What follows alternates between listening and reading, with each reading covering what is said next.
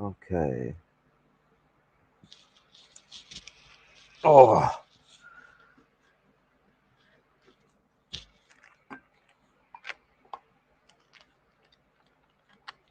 just having a little catch up with Jason. He's making a new vest. What's it? It's going to be very interesting. I think everyone's going to like what they see with this. So keep your eyes open on Jason's social media. He's got something cool on the way.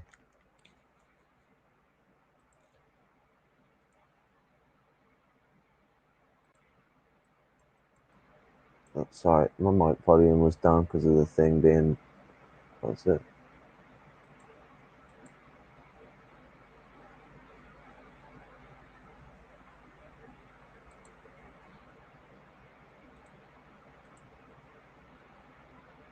Okay.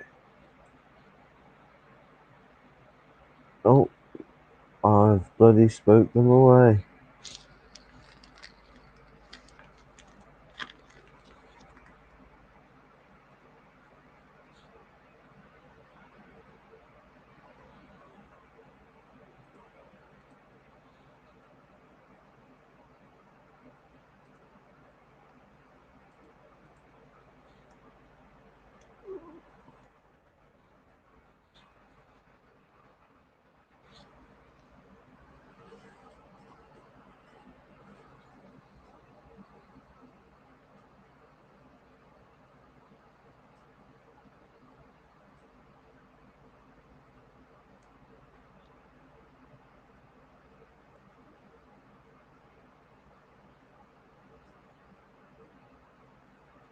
Sorry, I'm just getting prepared. Delayed these things.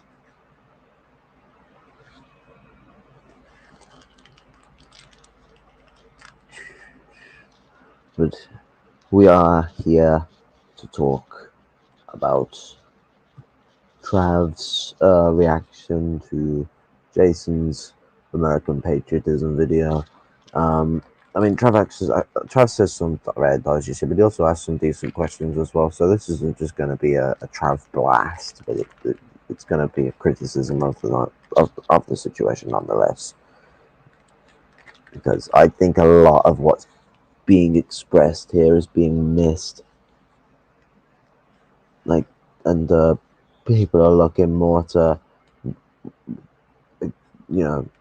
what people have said on top of the American patriotism preaching as to, rather than looking at what American patriotism breeds and what that inspires in a struggle in America,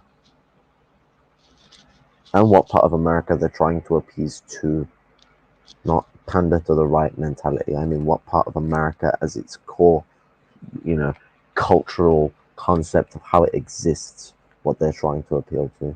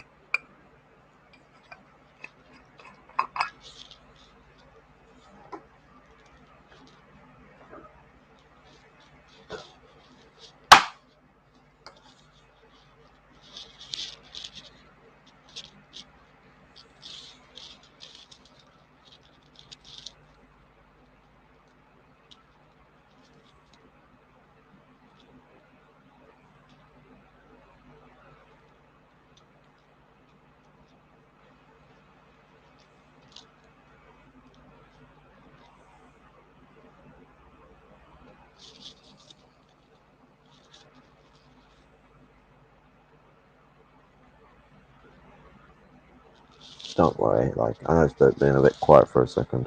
I'm just struggling to get a few things ready, and I'm not very good at the multitasky talky when I'm doing this. It is deteriorating my focus. Einen Minuten.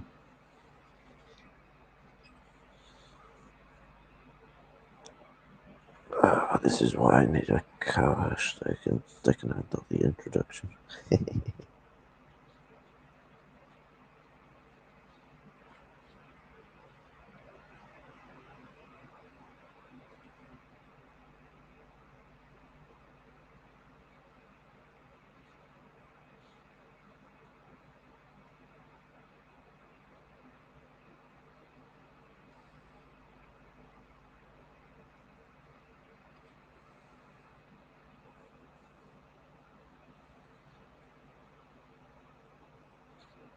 Nearly ready.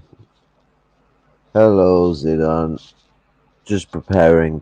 This is going to be an interesting one. Not only do we have to deal with the rare shit he said, but there's been some interesting questions Trav asks as well. So this isn't just going to be a straight blast. But that's it. There is going to be some harsh criticism to be made on a lot of things, and obviously expressing concepts that have been misunderstood by Trav.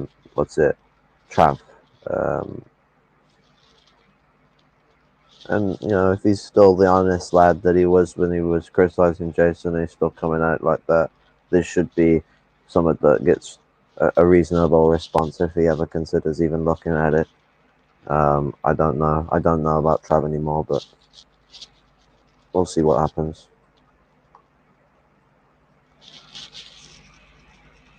I'm looking to be fair. I continue to look to be fair, and nothing has changed other than the prospect of things. We got to deal with more anti-lumpen shit in this, so it's gonna be fun.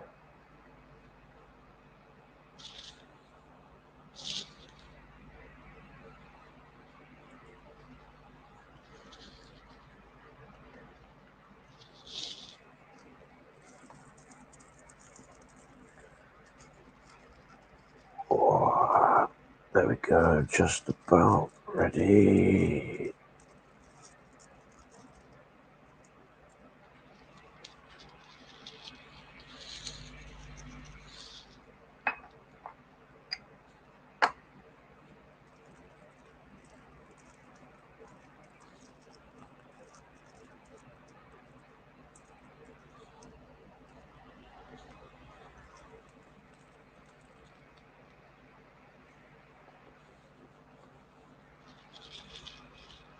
Yeah.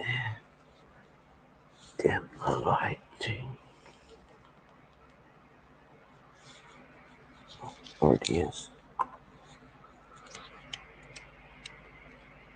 Okay then. Pretty much ready to get going with this. Let's get that up. Let's get. Do I go like that? Or do I go? Let's go full screen.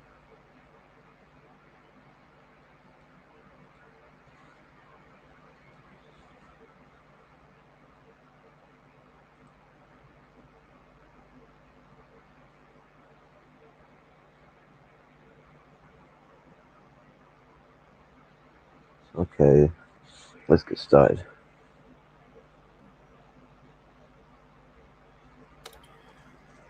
Are we live? Are we live? Possibly. That is the question. It looks like we are live. You could be. Let us see. Live in 24. How is the sound, everyone?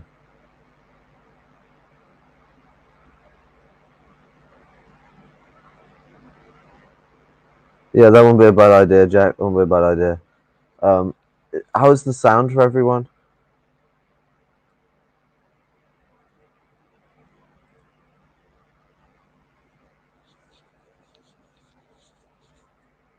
Sounds good. Okay. Or no, that would be a mistake. My bad. But that is not what you guys are here to see today. This is what you guys are here to see. You guys are here to see this.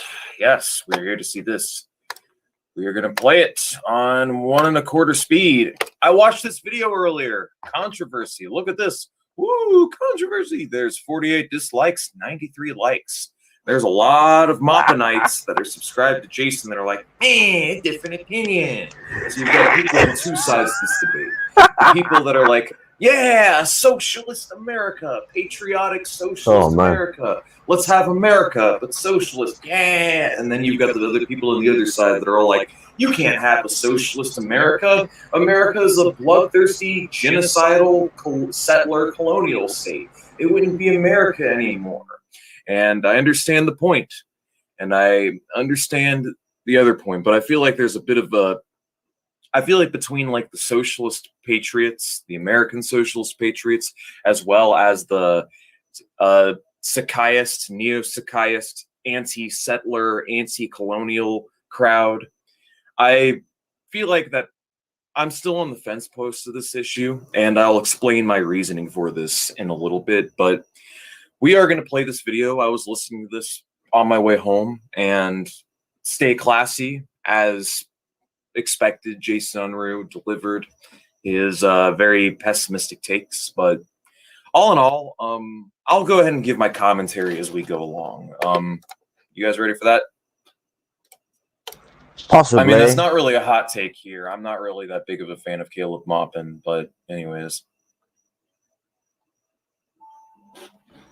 Not really a hot take to say that fucking Caleb Maupin's overrated. Oh, wow. My alarm is my phone alarm just went off. I dropped my phone in the river, and now it's really fucked up. But anyways, yeah, I told you. Look at that shit, man. Went from 10 to damn near 20 watchers just by me mentioning Jason Unruh. Hey, just by me mentioning Jason Unruh. Just by him mentioning him, Trav doesn't understand that people a lot of the time are just there to lick his fucking ass. Like, oh, I mentioned Jason, all the people are fucking to me. Like, come on, man. Like, you just in a fancy on that one. Maupin does freaking suck. I got you on that one. But what's it? Of course, he's jesting about it, but I don't find I find the jest a bit pointless. It just sounds petty, and I know Trav ain't that petty. He just needs to fucking what's it? I don't know. Find a better joke. Let's go ahead and get started.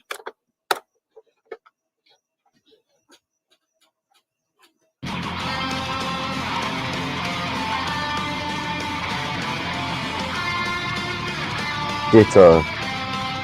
Everybody wants to talk about patriotism, patriotic American socialism. Well, the funny thing is that everybody is, got their view about it.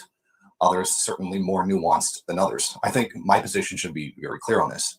There should be no patriotism in the imperialist countries. It's the United States, Canada, Australia. Now, not just imperialist, but colonial occupier states, which would also include Israel. Now, the idea is if you just say you love your country enough times, then people who disagree with you on politics in those countries will suddenly agree with you. And then you're going to convert to socialism somehow, even though all of socialist experience, all socialist victories, all socialist failures prove this to be wrong. It's based on one fundamentally false premise, and that is that the first world has any revolutionary potential.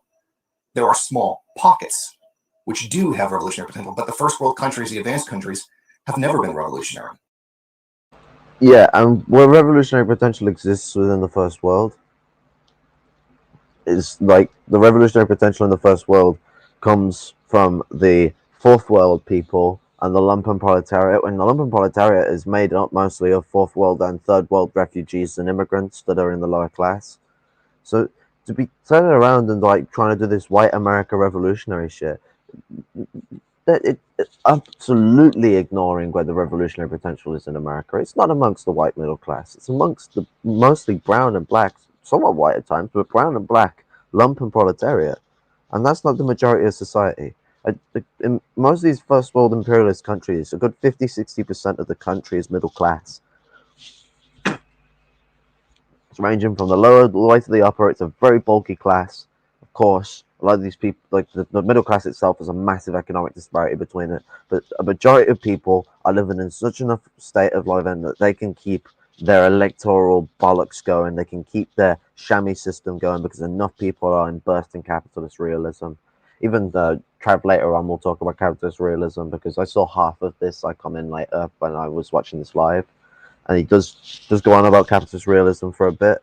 So I mean, I will take into account that he is on the fence of this issue, and that the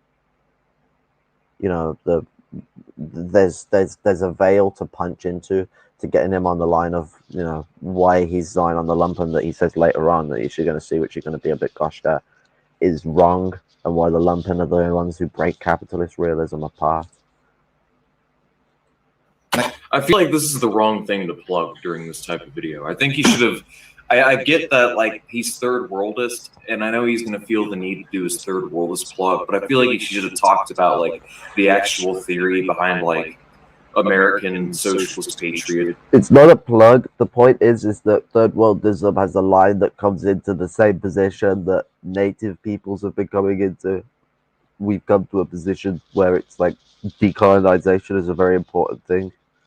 I mean, even in the veils of a country like Britain, there needs to be a semblance of decolonization because of the way we have colonized the Irish, the Scots, and the Scots a lot less than the Irish, but the Irish, the Scots, and just as bad as the Irish, the Welsh. I mean, Wales and Ireland, unlike Scotland, Scotland was considered a nation within the Union. Wales and Ireland were considered just provinces of England. Wales may be considered a nation today, but wasn't for a long time. And the name Wales is an insult anyway. I do believe the term Wales means strange. The actual name of the country is Cymru, but nonetheless, this isn't just something that's exclusive to the settler nations. This is something that comes across in, and I mean, technically Britain's a settler nation anyway. The Anglos didn't come from Britain; they come from Saxony. So the point is there's a lot of decolonization needs to happen, not just in places like America and Canada and Australia, or South America, or South America too, but South Africa, Zimbabwe, etc. Like, decolonization needs to be happening all over the place.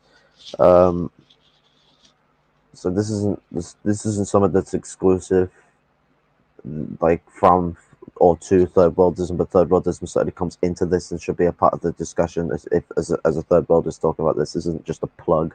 This is an opening to the discussion, and why actually comes into one of the contributing reasons as to why patriotism is a very ill-minded thing to be coming to, especially when you're dealing with those that are embroidered in capitalist realism. Or the general idea behind it. Like, the main thing is you really want to understand where these people are coming from, and you don't want to just, like, misrepresent them and make them think. Like, my issue is, if your idea of American socialist patriotism is that we are going to preserve the state as it is now, we are going to preserve America as it is now, but we're just going to have some new sock-down reforms and some state capitalism, and we're going to have a new FDR and a new expanded Bill of Rights. Okay, now I agree with you. That is the kind of patriotism I'm not about, because, as Jason correctly states here, the America that we know today was founded by unjust means, and exactly, like, so on. But if the socialist patriotism means a new America, like a new America with a new form of government, a new constitutional republic, well, not even a constitutional, but a socialist republic, a Soviet socialist republic, where it is a union of socialist states together. Okay, no, we get this type of dreaming in Britain too. No, like, maybe in the far future these things will come together, but not in the way that you're thinking, especially with a settler nation like that. At least with Britain, there's a relationship that can be rebuilt with a socialist state where you could have the union come together again. But that's going to come together on the terms of the different blocks within the union. That's all on the choice of Wales, Scotland, and Ireland. This is going to be the same thing with America, but much more drastic, because the natives and as they discuss with the African Americans and what they decide between them within the organization of decolonization. They're going to be vetting people, and they might be sent. They could send you all back. They could send some of you back. They could send none of you back. You don't know what's going on with that. But there's definitely going to be a decolonization project, and they're going to vet the fuck out of you. To be honest, fucking, if they send you all back, that's their decision. If they send Arfies back, that's the decision. They've got to decide how they want to deal with you. But you know, if regardless of how that happens, sure, someone could end up becoming a massive union within that nation, but it will never be America. It's going to be whatever is formulated by the natives and the new Africans. So, like, I gotta say, the idea that there's gonna be this Soviet socialist America, it sounds like absolute dreamworks to me, and something that would only ever breed fascism and white dominance. And it's a new constitution, new state, dictatorship of the proletariat. If that's what we're talking about here, and we're not talking about this revisionist ideal of reforming the government and just reworking and within the states of the bourgeois state apparatus, as long as it's the latter that I'm talking about here, then I have no problem with socialist patriotism.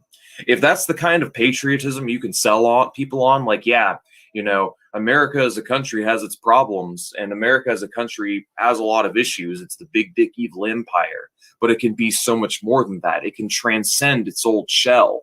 It can come out from its outer shell and become something so much new and so much better. Then I don't necessarily see an issue. My man's been reading the old books. I'm gotta say, I'm sure he's read Engels. There's so negation of the negation. Mao goes on about this too. Negation of the negation. Now, negation of the negation is the point that the socialist system is built off the foundations of what it's come from. If you build a socialist system off the foundations of America, that the scars of that society will reek through it. The Soviet Union is a good example of this. They did not deal with the contradictions of the Russian Empire as well as they could have, and Russian dominance and Russian centrism was something that ended up plaguing the Soviet Union into its later years, especially when the aristocracy did their little coup in the 50s. So we're in a sort of, you know, a funky position here, where it's like, okay, you're trying to say that a new thing can be born out of it, but this is ignoring the way that socialist revolution works. Communism is a negation of the negation, because you have to negate socialism because of its capitalistic elements that it still is reeked with from its birthplace. More so on the cultural basis, is why cultural revolution is very important. The cultural revolution is still going to be built off the foundations of what exists. Things don't come out of nowhere. So if you build it off the foundation of American patriotism, you are building it off the foundation of settler colonialism and slavery. There's no way around it. It has to be built on anti-Americanism. It's the only way it can survive.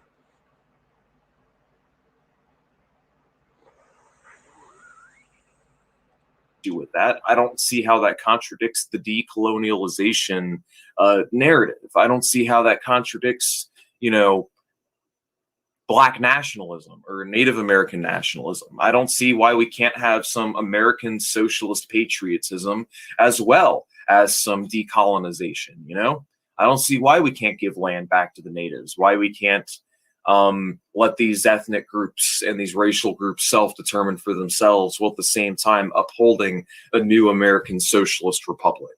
So, because that's you deciding that you're going to have your own piece of land, not them deciding that you're allowed to have your own piece of land. You don't see the difference. Like, it's not about you gifting them a piece of land. That just, like, how, that's so very American. Like, why can't we just gift them a piece of land? They decolonize, they have their piece, and then we still have our new America. No. They decolonize, and they might let you have your piece. This, you know, you're the settlers, not them. You shouldn't be like, oh, well, we'll give you a little bit. No. They should be like, oh, we'll give you a little bit. Cram you in a tiny place. Put you on reservations. What about that? No, we don't want to call for that. They don't want to call for that. Do you know what they're calling for?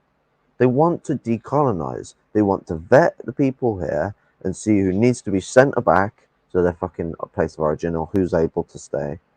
That's pretty much the position that's laid out. There are harsher positions, there are lighter positions, but from what I've heard and what I'm repeating, that's what is wanted. They're not trying to fucking cause some fucking mass, like, anti-white fucking genocide, like, or some shit. They just want fucking They just want their fucking land back. It's not even about the land, it's about the fucking prospect of it, the principle.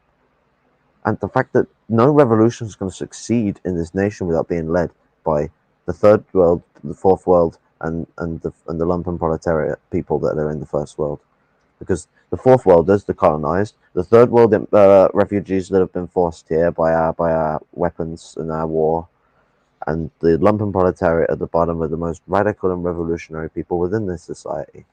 And there's no way you're having a revolution in any place like America without it being led by Native Americans and African Americans.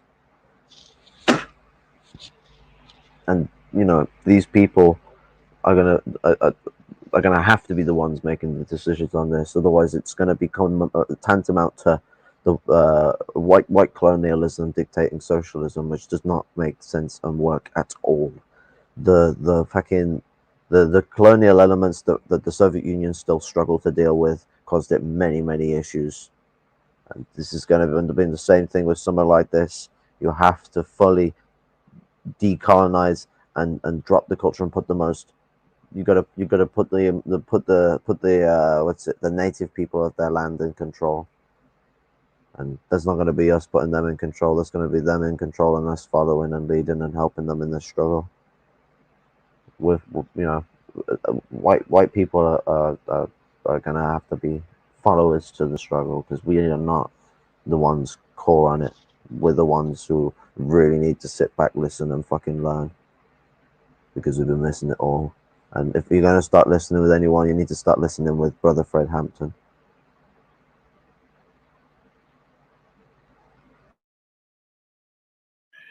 I mean, bad on Jason if that's his case. Like, if that's what he's just trying to argue throughout this video, then I disagree. I think you can't have both. I don't think.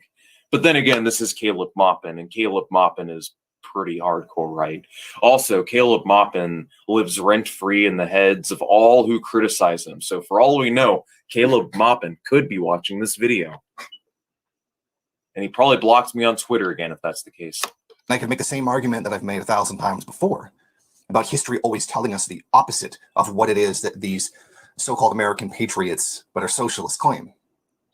The fact is, all material reality and all of revolutionary history proves the opposite of what they claim. Now, here's the problem.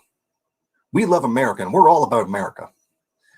This all comes down to one issue, I believe, and that is opposing decolonialism. And that's exactly what this is about. They have absolutely no desire to give the land back to indigenous, no desire to give rightful land reparations to African Americans. Is this true, audience? Tell me right now, audience. Is it true? Is it true that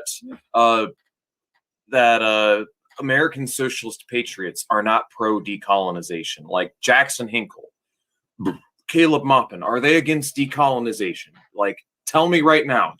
Like Caleb Maupin, is Caleb Maupin against decolonization? Is Jackson Hinkle or any of these other American socialist patriots against decolonization?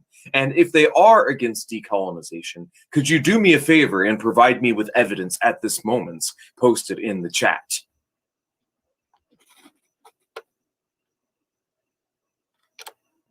Black and indigenous people and issues are often dismissed, but I'm here to fight all the same. Yeah, I mean, and that is an issue. I mean, we need to give like oppressed minorities like a voice, and they need to be able to represent themselves.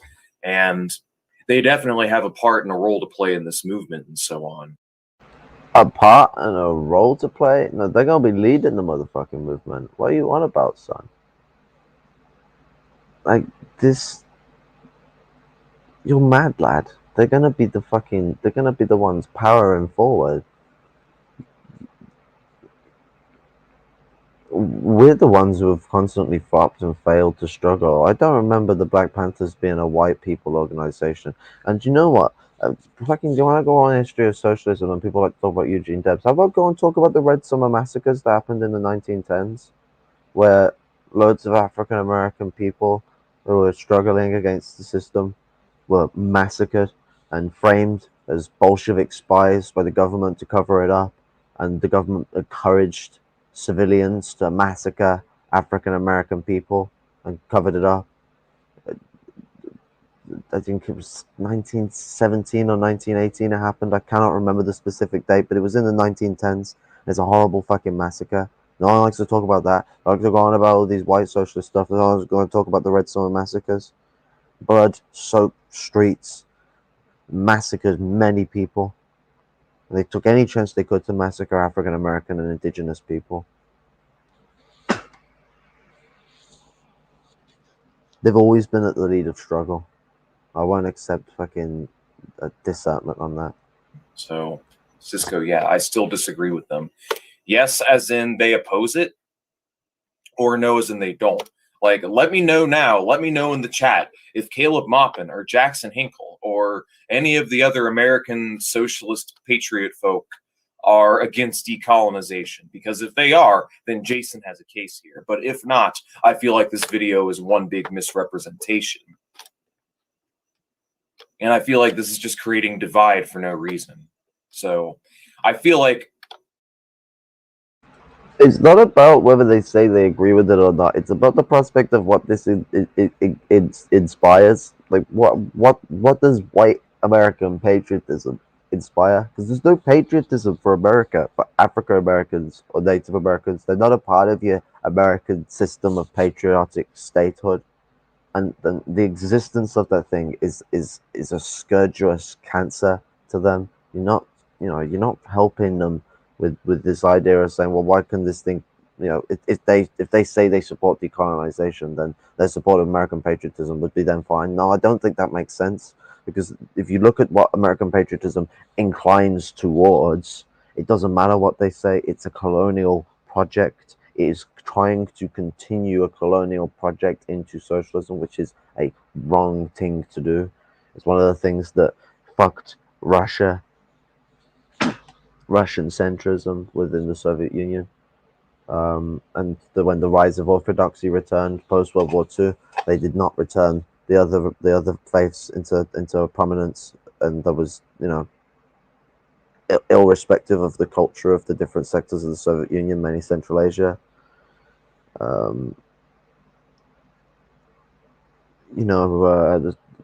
These problems come all here, there, and everywhere, and the Soviet Union did a better job than what these American people are doing. Patriotism is not something to be preached. Nationalism is a struggle that occurs for those that are under scourge, but we're not under scourge. American nationalism is just as bad as American patriotism. It's a settler state. There's no way you can divide it. The only way that we deal with it is anti-Americanism, the destruction of the American state. American patriotism is just not an affordable concept. There are even libertarians that fucking get this, so I cannot understand for the life of me why this is so difficult for Marxists to understand. there could be like a lot of confusion that could just be defused here if we were actually willing to understand what each other's arguments are. But otherwise, moving on. And that is wholly what this is about, is avoiding that. Well, they say they love America, and that's why they want it to be better, to be socialism, etc. Let me tell you something. A socialist America wouldn't even be America. America. The Soviet Union wasn't even feudal Russia. It was completely different. And I like that he brought that up. The USSR was not the Russian Empire, all right? It was a completely new thing altogether. And that's like the whole point of the theory, right? Because out with the old, in with the new. The old country dies in the revolution, and then a new country and a new state and a new territory is declared with the establishment of the new. So Jason is 100% right here. If we were to have a socialist America, it would not be the America that we know it as now. It might be a USSA. It might be it might be a North American Union of Soviet Socialist Republics. It might be just like a balkanized, decentralized confederacy of unions or confederacy of republics. But it would not be the America that we know today. It would be a completely new America, new state. I think like a point's to be missed with the Soviet Union as well. So the Soviet Union, I mean, Russia itself was a federation when it formed. Russia itself was not just one country when it formed. Like, there was a consideration put into the fact that Russia was a colonial nation, although there is still some colonial issues with Leninism that I may get into it in this video. I don't know whether it dives in further into that, but the Russia itself was a federation, and the other republics were organized through separate Bolshevik groups. I mean, other than the Trotsky's takeover of Ukraine after the the Ukrainian quote anarchists and quote murdered the Bolshevik bosses there, and then the Bolsheviks supported them anyway for a bit, and then Trotsky went in and did a horrible massacre of people there. We can't take that away from the situation. It was fucking brutal. But the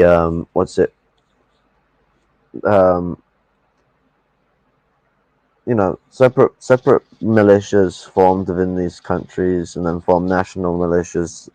They formed local militias within locales in these countries, and formed national militias within these countries, and then formalized revolutionary struggle.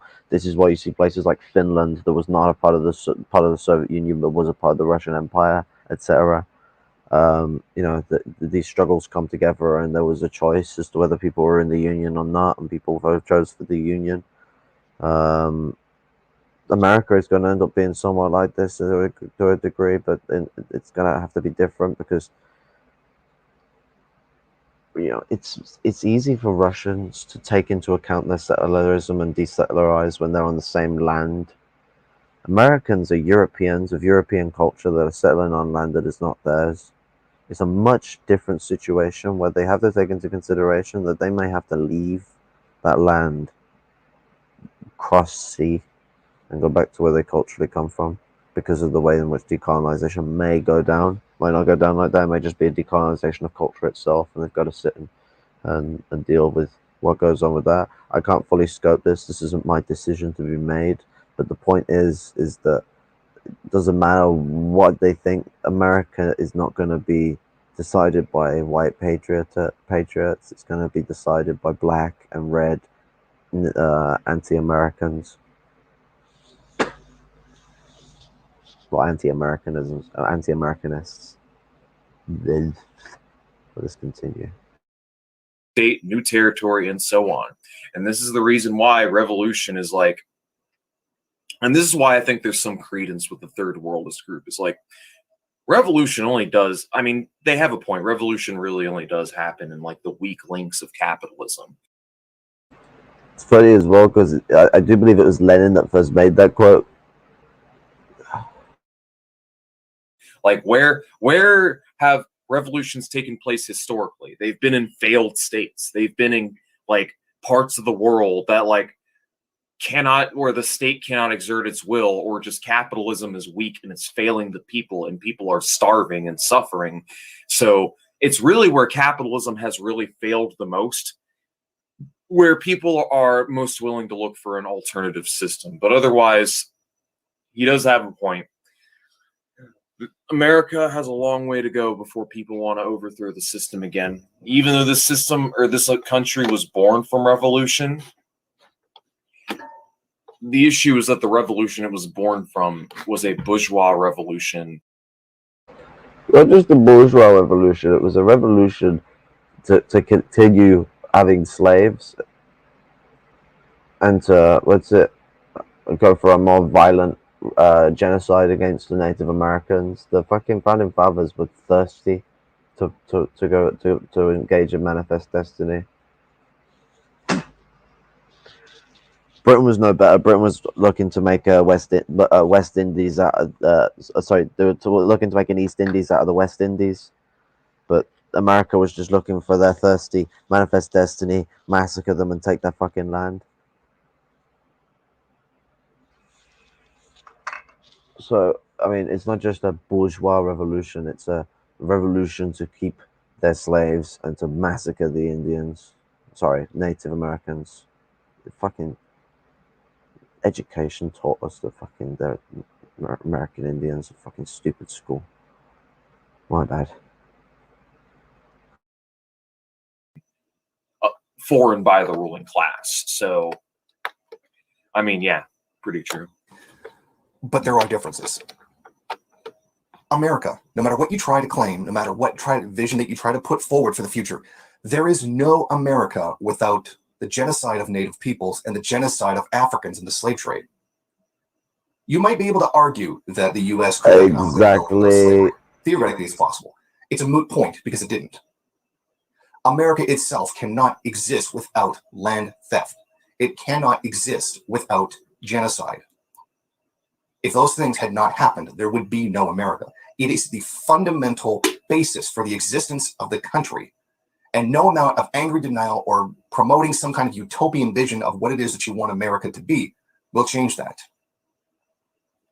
This is tantamount to saying that, well, if we just took Hitler and put him in a better context, then everything would be okay.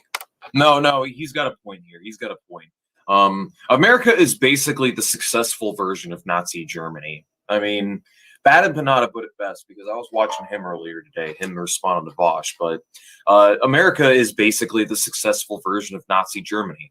You guys ever heard of Lebensraum? Well, Lebensraum was the Nazi version of Manifest Destiny, you know. Take all the land from them dirty, greasy Slavs and do settler colonialism in Eastern Europe. We're going to do what America did, but we're going to do it on a faster, more grandiose, industrialized scale. Hence why the Nazis were bloodthirsty, genocidal maniacs. Like, really, like the founding fathers were the same thing, just moderately tuned down. Moderately tuned down in the sense that I would disagree with the moderately tuned down. It does make somewhat sense what it says next, but they're not really moderately tuned down. They're just limited in scope. That, like, they weren't capable of exerting genocide on the same grandiose, systematic scale, industrialized scale. So he is right. It would be that they're limited, not that they colonialism. were. It is, for all intents and purposes, a child-killing, civilization enslaving, white supremacist, imperialist, like colonial, like blood state. But it can be more than that, and I think that's the point of. But the expression of something that has been born from that could be more than that. It's ignoring the way in which things develop of what exists before it. So if you build from that, you are building from a position of slavery and genocide. Like, you've got to be building against it. It's something that needs to be smashed down, not something that needs to be carried forward. These patriot people. But let me see if people got back to my question. Did people get back to my question? Oh yeah, you're all coming out of the woodwork now. Now that we're not talking about my boring ass debate. Patriotic socialism is just another form of white savior mentality. Yankeedom. I don't know. I'm not saying we need to pander to Americans or anything, but there is going to need to be something that appeals to Americans if current American patriotism is bullshit and America as we know it is a bullshit project. We need to be able to relate and convert these people. And I think a way that we can do that is by appropriating their rhetoric and repurposing it and retooling it. Not in the way Caleb Maupin does, where he tries to pander to the more reactionary components of Americans, but rather like actually trying to convert people over to socialism. We shouldn't be trying to pander to these people. We should be trying to convert them. And I feel like certain things can be appropriated and recuperated. You know how capitalism appropriates and recuperates like literally all revolutionary fervor into being fucking useless? I mean, just look what happened with the Justice Dems and the Bernie Crats and so on. I feel like the same thing could be done if we were willing to push. I can't. But like, the prospect is, what does that entail? We've got to be appealing to how America has betrayed people, not trying to appeal to a brighter America. We've got to be appealing to the way America is a distraught system, and then tie them to the struggles that brings them towards the similar struggles that the natives and African Americans go to, and bring a union of empathy. Empathy is the way forward with struggle. It's got to be about the struggle, not about the dream future. Like every time you go at people with these dream future and dream ideas, they don't fucking like it. They just think you're a fucking whacker. You'll be talking about the situation now or the problems they're going through and how we're gonna fucking deal with that. Because this is what people are gonna fucking give a shit about is what the fuck is going on now. How are you thinking gonna do with the issues of everyone else? If you're thinking that we're gonna bring everyone together, so if we're gonna bring everyone together, we've got to have a game plan for what happens with what we deal with now, not what the future is entailing. That's just dream work, and that just puts people off. No one wants to hear about your dream world, utopia, America world where fucking everyone gets to have their own little fucking chunk and we all get to la di da da da. No, we want to talk about the issues that are happening now and how they're going to be dealt with. And that's the same with the white Americans that you think patriotism is the way to appeal to them. No, the issues they are going through is the way to appeal to them. Patriotism is a cope.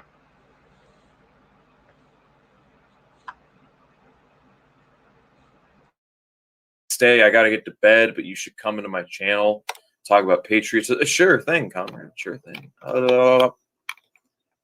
He's not appealing to minorities. He's appealing to Trump. Yeah, exactly. And that's the problem with Caleb Maupin. And that's the validity on Caleb's side. Is Caleb is basically pandering to right-wingers. But anyways. Oh, not you. George Washington advocated for classical liberalism with John Locke. Washington was progressive at a time of his existence, but was still very much a product of that time. Very true. The Green Party, though, I'm definitely left of most of what they say. I'd just rather vote than keep being silent as protests. I was a non-voter for men. Yeah, exactly. A lot of us were, but it's not enough to vote and participate. There's definitely value in participating in bourgeois elections, but like bourgeois democracy has its limits. There's only so much that you can get out of bourgeois parliament. So anyways, point is that we need to organize outside of the context of it. And I actually have a little more ranting to do. Sorry, guys, a little more ranting to do before we continue. But basically, the only thing we should be using bourgeois parliament for is we should be using it for pushing anti-war struggle. Stopping the wars is the most important thing we should be pushing for, because all these buy-off, all these purchases, they come from imperialism. We should be getting in the way of imperialism, not trying to get shit that the bourgeoisie get from imperialism. Like, as much as it's great to get those struggles and those bits and pieces, as someone who has shit healthcare and is severely disabled,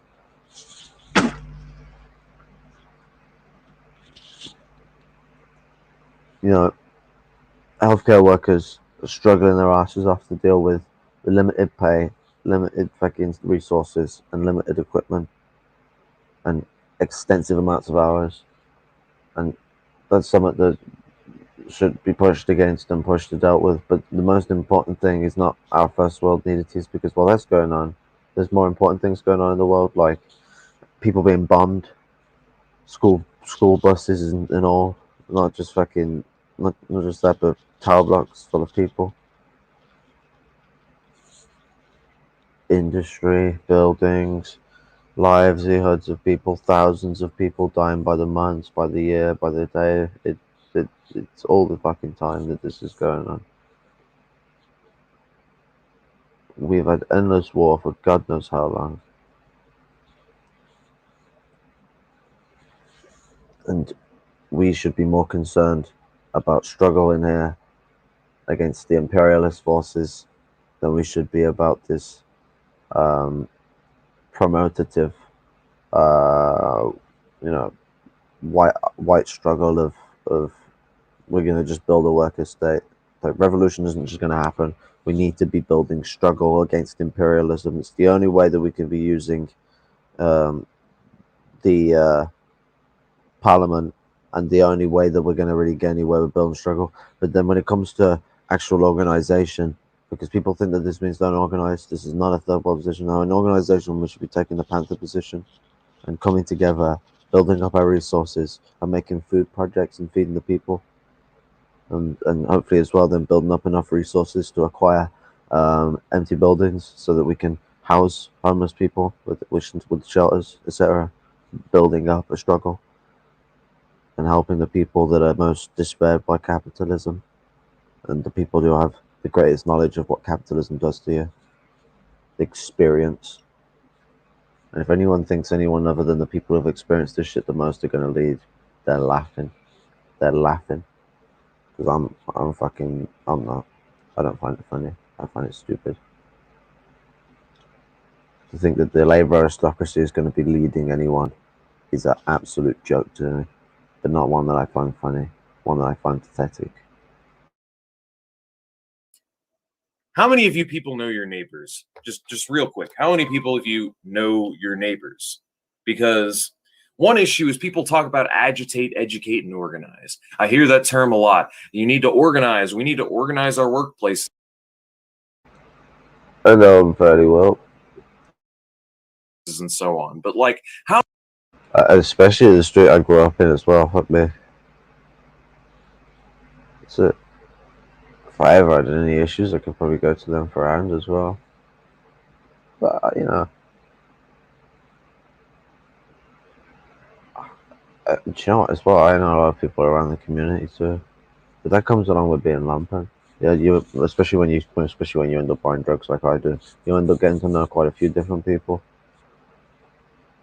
So this is a problem that really affects those that have had, you know, the upbringing of being middle class and haven't had the experience of being on the streets or anything like that. Because when you're on the streets, you have to know people, you have to know your way about. Otherwise, you are just a tiny fish in a pond that's gonna get fucking used, abused, and thrown about. Like, it's a vicious world out there, and if you don't fucking get with the right people and stand above yourself, you are gonna get fucked over.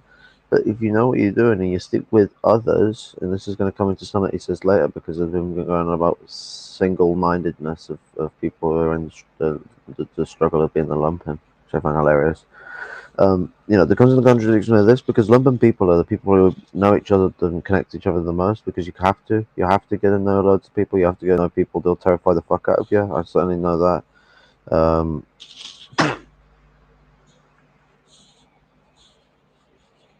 I'll get in situations like I ended up with my mate where there was someone trying to chop the door down with a machete on Christmas Eve morning at 5 a.m.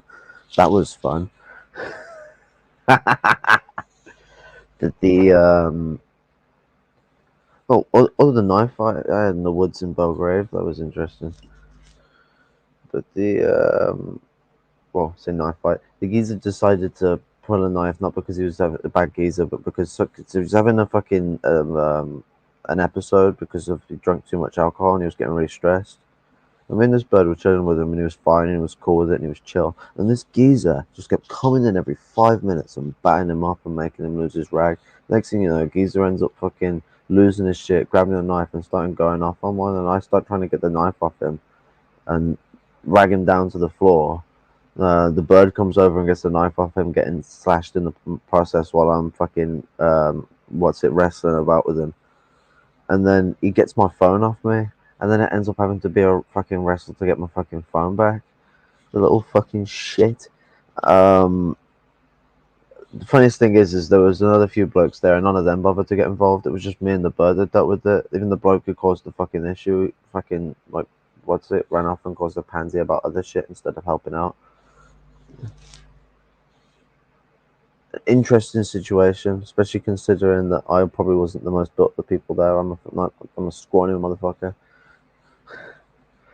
I guess it's the autism retard strength I've been told about. Power to me. Fun stuff. But anyway, story time over. How many of you seriously know your coworkers? How many of you seriously know your neighbors? And if the answer is not very well or not at all, then that is a serious problem because people of the past used to know their neighbors. They used to know the people that they organized with. Like, we used to have much tighter social relations. People used to be much tighter emotionally and physically, but it just feels like as we've gotten deeper into the internet age and the deeper into capitalist realism and neoliberalism, it just seems like we've gotten increasingly further disconnected from one another. And yeah, we have the internet, which it's a very interesting dialectic. We're more connected than ever before, but on the other hand, we're also more disconnected and atomized than ever before. It's just crazy to me because I don't know how we even organized in such a context. We're so This is a problem of capitalist realism, which is for the bourgeois proletariat, the labor aristocracy. That's the veil of life that they exist within. This is some of the lower proletariat, the Lumpen-Proletariat, the fourth world people, and third world immigrants that are also within these positions as such, are fucking absolutely well aware of the problems are and well aware in the struggle of. I mean, it's not these fucking capitalist, fucking realistic, fucking motherfuckers living in their fucking fancy fucking houses that are coming out for prison struggles. It's fucking lumpen people in the prisons, out the prisons. It's the lumpen people giving that struggle because they're the people who know the struggle that's going on there. It's the Arabic people that were fucking coming out for the struggle for Palestine in Birmingham. When I went out to Birmingham to the Palestinian protest, it wasn't, there was a few white people that were there, but most people were of course Arab, because they're the people that care most about struggle. Is that most of these fucking white people in their capitalist thing just don't give a shit. They just ignore it. They ignore the fact that genocide is happening in Yemen, that the British and US weapons are being used to massacre people.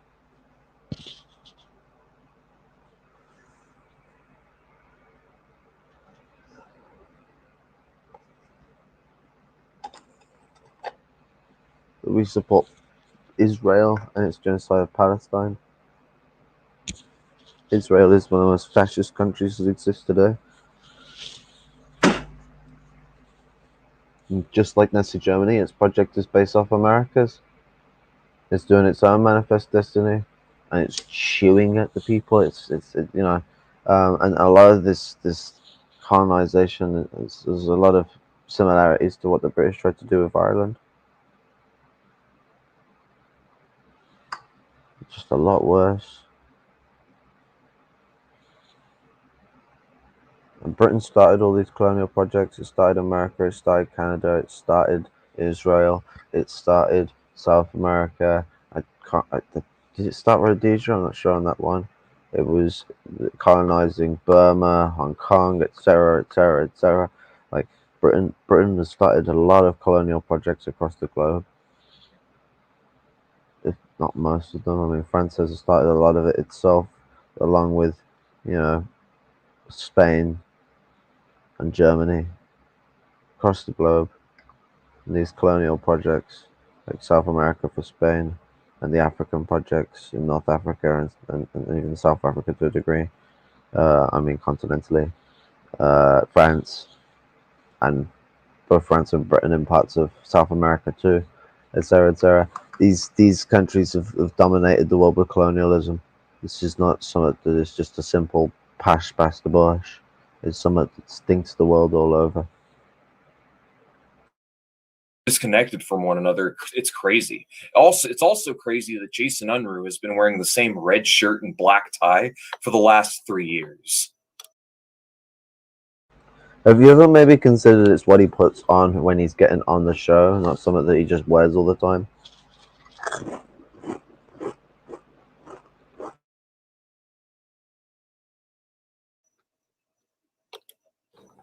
No, and yes, I am comparing America to Hitler, because Hitler wishes he could kill as many people as the United States has. True. Actually, I disagree, Jason. The founding fathers wish they could have killed as many people as Hitler had.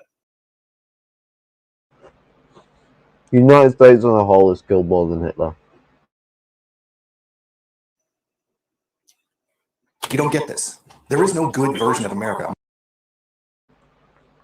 Fuck's sake, it's estimated that Britain killed 1.8 billion people in India. It's just India. America itself is fundamentally founded on, frankly, evil. Genocide, unrestrained self-interest. It's literally founded on capitalism. If you read the Constitution, it is. It doesn't explicitly say capitalism, but everything in there is about capitalism, about doing away with feudal notions of property ownership, etc. Removing God, i.e. feudal land relations and feudal concepts of land and property ownership, are abolished. Nothing is going to change that. There is no good America. There is no your view of America that's better, because your view, your socialist view of America, isn't America at all. That's not even America. So a little more commentary on that. I want to comment on like the values that this country was founded on. Because, I mean, obviously he's correct, but I wanted to say, shoot, I hate it when this happens. Like, I had something that I wanted to say. It was on the tip of my tongue. I lost it. Well, if it comes back up, I'll bring it up. It can't be socialist America because it's not America at all. It has nothing to do with it. Just like I said, with Tsarist Russia has nothing to do with the Soviet Union. The difference being Russians are in Russia. America is land theft. You cannot separate that. You cannot just turn around So and say, wait, there was no settler colonialism in Russia? I call bullshit. There were tons of like little ethnic tribes and ethnic groups that were moved around, stacked on top of one another like Legos, and managed and controlled by the Russian Empire. I mean, it wasn't settler colonialism. That's the wrong word. But there was colonial imperialism. But there is a territory within that region that is Russia that should be Russian. So there is a territory that the Russians should be decolonized towards. Like, decolonization, like, I would agree that it was not done properly within the Soviet Union, but decolonization within Russia is a simple project where Russia can go to their Russian territory where the Russians come from. They didn't just come from faraway land.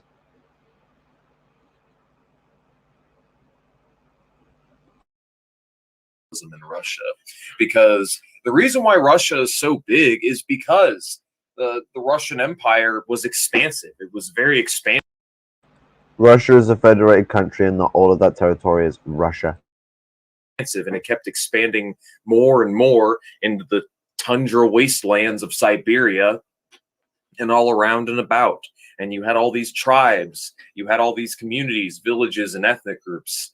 And then the Russian Empire would come through and they were just like, this is our territory now. That was a terrible Russian accent. And then everyone was like, okay. Agreed. And then they would be incorporated into the Russian Empire. Russia is a vast, expansive landscape with dozens of ethnic groups incorporated into it. So, and they're still is a colonized similar to thing. this I mean, day. obviously, without the genocide, I don't think the Russian Empire is necessarily guilty of genocide. But I would say that Russia needed to properly decolonize as well, so I don't see why this needs to come into contradiction to what Jason's going on about. But anyways, point is that if the Russians could be reformed, they were a fledgling empire. And I mean, America with its resources, we have a lot of resources and privileges and advantages available to us that our predecessors did not. Because of imperialism. I just feel like we have more advantages. We just need new analysis, and I feel like third worldism is a cope. That's all. Okay, we'll make. I think trying to believe that some revolution is going to happen is a cope. Like a kind of utopian socialist America where that no longer happens. Well, the land theft is still there. And until you tackle decolonization and admit that the land was stolen and return it to the people who are there, and they can make whatever deal it is they want to with African Americans, etc. Hey, audience, I'm going to ask this one last time. Can you guys just tell me real quick, is Caleb Maupin and Jackson Hinkle on board with decolonialism, or are they against it? Yay or nay? If they want decolonization, then this whole video is a straw man. I'm sorry. Like, otherwise, I think. Someone just claiming that they want it, then they're still wanting to preach an American patriotic struggle. That's a contradictory statement. So it does not prove that American patriotism itself is a reactionary concept. It does not disprove the prospects of Americanism being a patriotic struggle within America is a colonial concept, because it is. It functions around the basis of continuing America for a revolutionary rebirth, which is not something that is going to occur. That can't occur. It's fucking entirely against the fucking natives and their struggle. It's gonna be.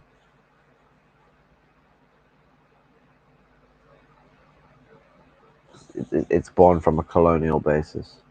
Jason just might be confused. you will not fundamentally address what America is. You cannot promote a socialist America. The concept is ridiculous. Why not?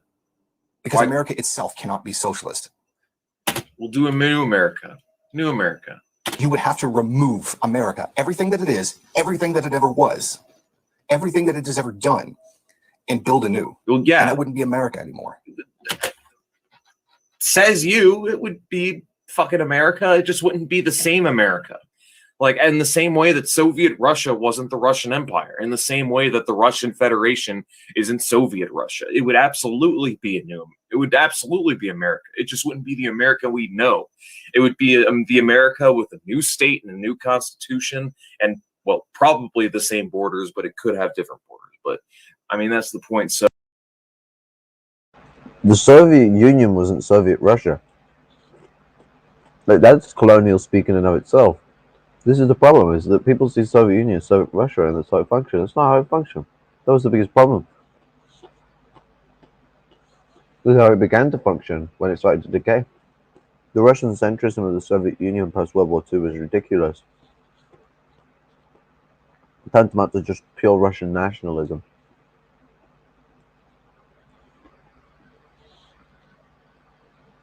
But the, you know,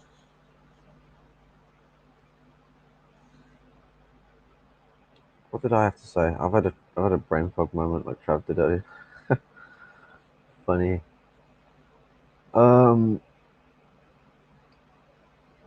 So I know it would be the America with a new state. Okay, yeah, New America. Okay, no. The reason why it's not going to be able to be New America is it's just a continuation of the colonial project. Everything will have to be stripped down and torn apart. America itself will not be able to exist as a socialist concept. And it being a New America, like, this just shows me an attachment to a colonial idea, like the idea of America and Americanism, which is a poor concept. It's a European colonial ideology. Americanism is or culture. I don't know how you want to put it. Imperial culture, colonial culture. I don't know. Hard to word it. All this fancy fucking bourgeois speak. A new constitution, and, well, probably the same borders, but it could have different borders. But, I mean, that's the point. So I don't understand, like, what the issue is here. So there is no patriotic Americanism. There is no patriotic socialist Americanism. It doesn't make any sense. It's nothing more than a platitude by... Let's be honest, this is a white middle class thing. It is. It is. Caleb likes to sell himself to the white middle class. He loves to fucking deep throat Trump supporters for whatever reason. But, I mean, go on. Go down into the deep sections of the black lumpen. The places that are actually revolutionary. Some of the poorest of the poor black, the poorest of the poor white, and the fourth world, aka Native Americans. You go down into the black culture, the deep black lumpen, and none of them like America. They hate America. Okay, so I actually want to talk about the lumpen real quick. You guys ready for my anti-lumpen rant? All right, time to talk Here about we go. what I have with the whole anti-lumpen theory real quick. We will get back to the video in a moment. Trust me, guys, this isn't going to run longer than like 40 minutes at the most. But let me see. New flag, well said. But yeah, in regards to the lumpen, I just want to say this real quick because this is just something that there's a reason why Marx did not see revolutionary potential within the lumpen proletariat, because people that live on the fringes of society, that are homeless, that are unemployed, that are drug dealers. I'm not denigrating these people because they're homeless, prostitutes, or drug dealers. I'm saying that because they are in that position, it gridlocks them from class consciousness and sandbags them from class consciousness because they're not concerned with overthrowing the system. They're concerned with their own individual survival.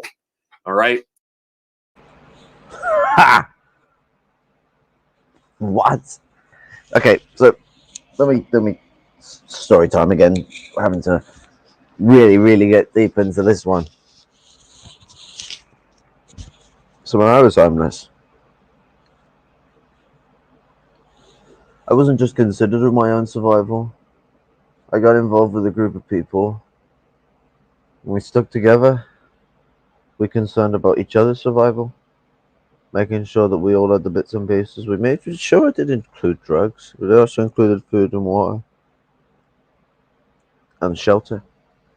And we made sure that we all got to a nice shelter that we could stay at too, and keep ourselves, warm at night because of the fucking winter. We all stuck together. We survived together. It's not just people who are in the lower classes just going to stick out for themselves because of the fact that they're so much in struggle. No, we're in such a struggle that most of us can't stick out for ourselves anyway. And if you don't, you end up under turmoil. But the people I was homeless with, the people who I consider family, and if they ever needed me, I would always be there for them. They're good people. They're troubled people, of course. But you take that into consideration. Otherwise, they're fucking tantamountly great people. And then I know they'd do the same for me if I needed them. And the thing about like prostitutes and drug dealers can be some of the most radical people you speak to, especially when you speak to one of them low-level drug dealers who are having to wipe their asses off all the time to stick around and keep themselves afloat. Those people who you can have a wicked discussion about on the revolutionary side of things. But drug dealers are lumpen aristocrats. They're not fucking other than the worst, the lowest of the lowest that are really struggling. They're lumpen aristocrats, not lumpen proletarians. Lumpen proletarians, some of the really, really, really shitty cheap drug dealers who are really struggling by, you probably might as well consider them lumpen proletariat because they're making no profit at all. But the are the people who end up doing graft and shit for lumpen people or for businesses illegally and all shit like that, and are hopping in and off of agencies trying to get work and are struggling by. The disabled people, the disenfranchised and are struggling by, especially the ones that aren't able to get the disability pay and are having to struggle the way into trying to get jobs.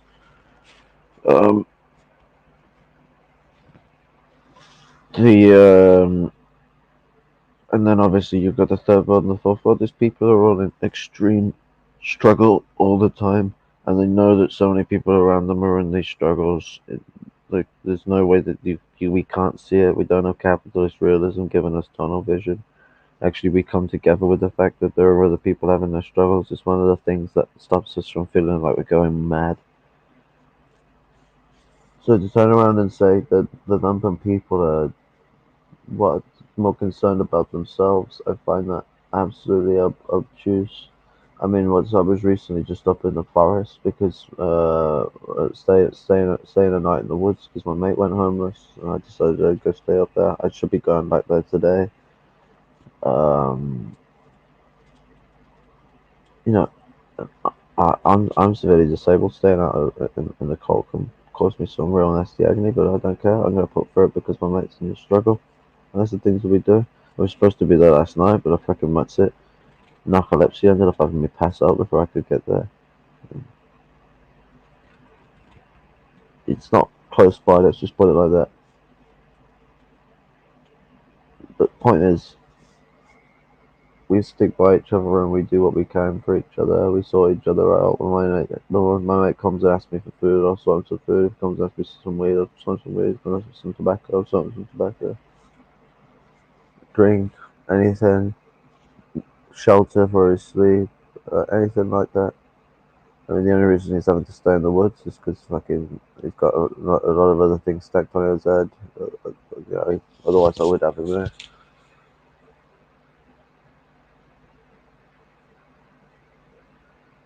But he does not want to.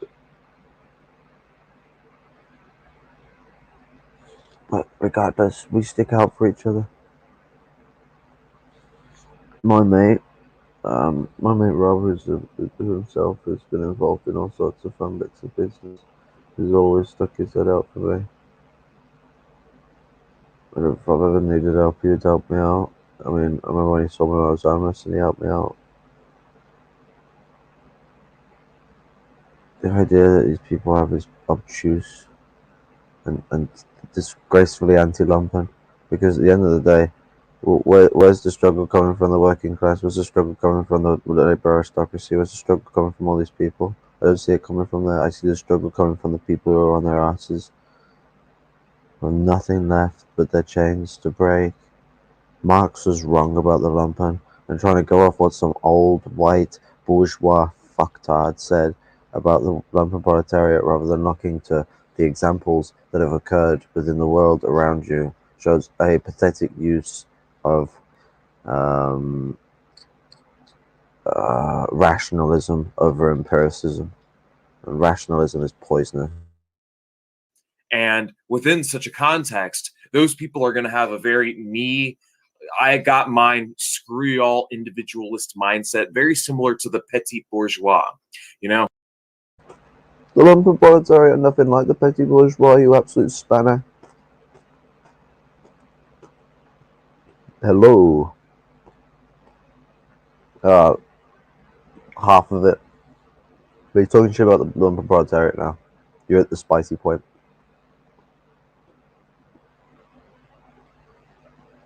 The lumpen proletariat are nothing like the petty bourgeoisie. It's not, I've got mine, fuck you all. No, it's try and sort myself out, see how I can help out other people if they need it and they come to me, but try and make sure that we're self-sustained and that we're pushing forward. Like, there are a lot of selfish people in the lumpen. I am fucking sure of it. I've had to deal with it myself. There are a lot of people who steal and all that. It breaks you down to that shit. But when we come together, when we stick together, we fucking we put our heart in the struggle, and we fight together. We look after each other. That's it. And that was what it was like being homeless. We were in a group and we all stuck out for each other. We all had our own little benefits that brought to the group. Andy being the fucking the muscle man. Andy's a legend. And we had Dave, who was the silent type. He was a traumatized autist. We had Deck, who was the funny geezer. There was some Scottish lad, and I can't even remember his name. There was Mikey. Mikey was a legend. That's it. I can't remember the little alcoholics. Jay. It was Jay. He was a bit of a weirdo, but you know, he had a lot of problems that got him the way he was going. He needed his head sorting out. Who else was there?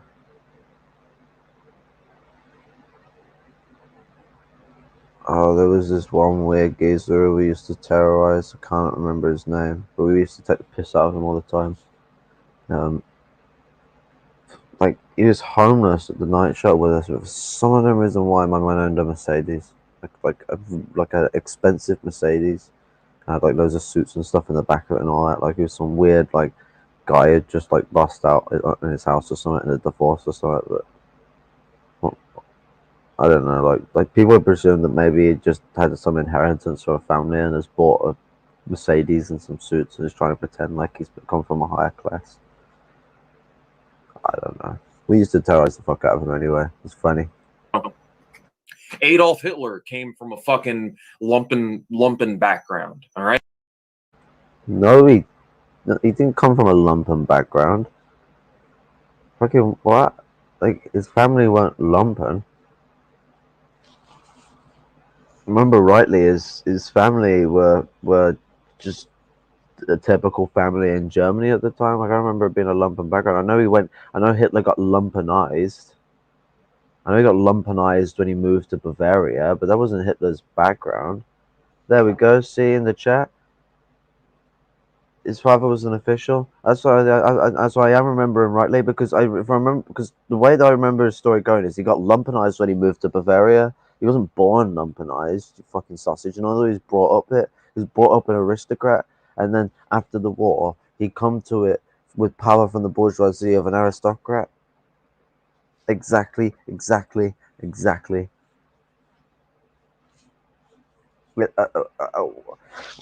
you trying to say about the third world? Like, we got a third worlder right here, and he's telling you exactly what it is, because it's people of the third world and people of the lumpen that know these things, right? We've been the ones who've been tempted by both sides of the tree, and we've studied into these things.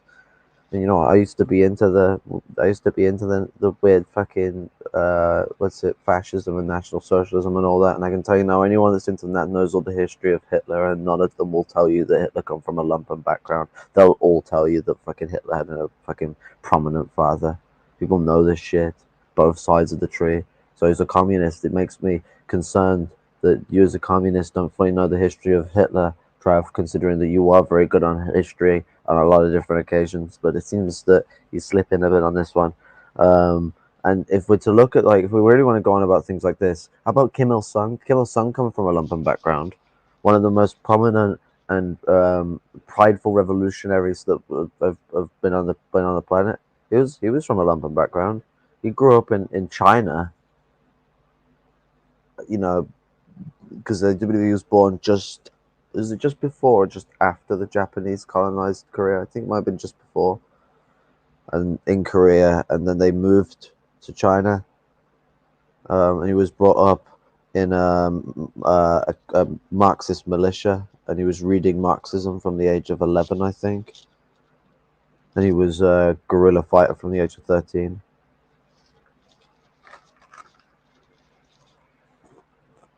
So we want to go on about lumpen people. How about we go on so about like that? How about we go on about all the people who have rose up in the third world and revolted, that have come from dust.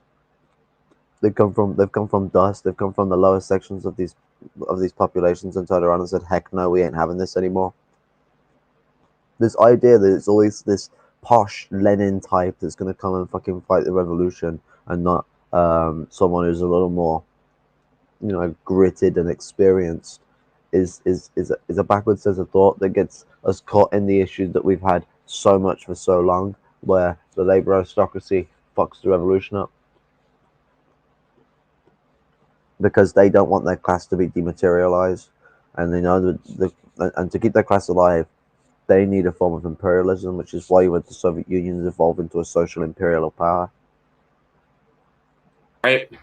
So the lumpen are not a smoking gun. They're not like. Why are you looking for smoking guns? Why are you running? But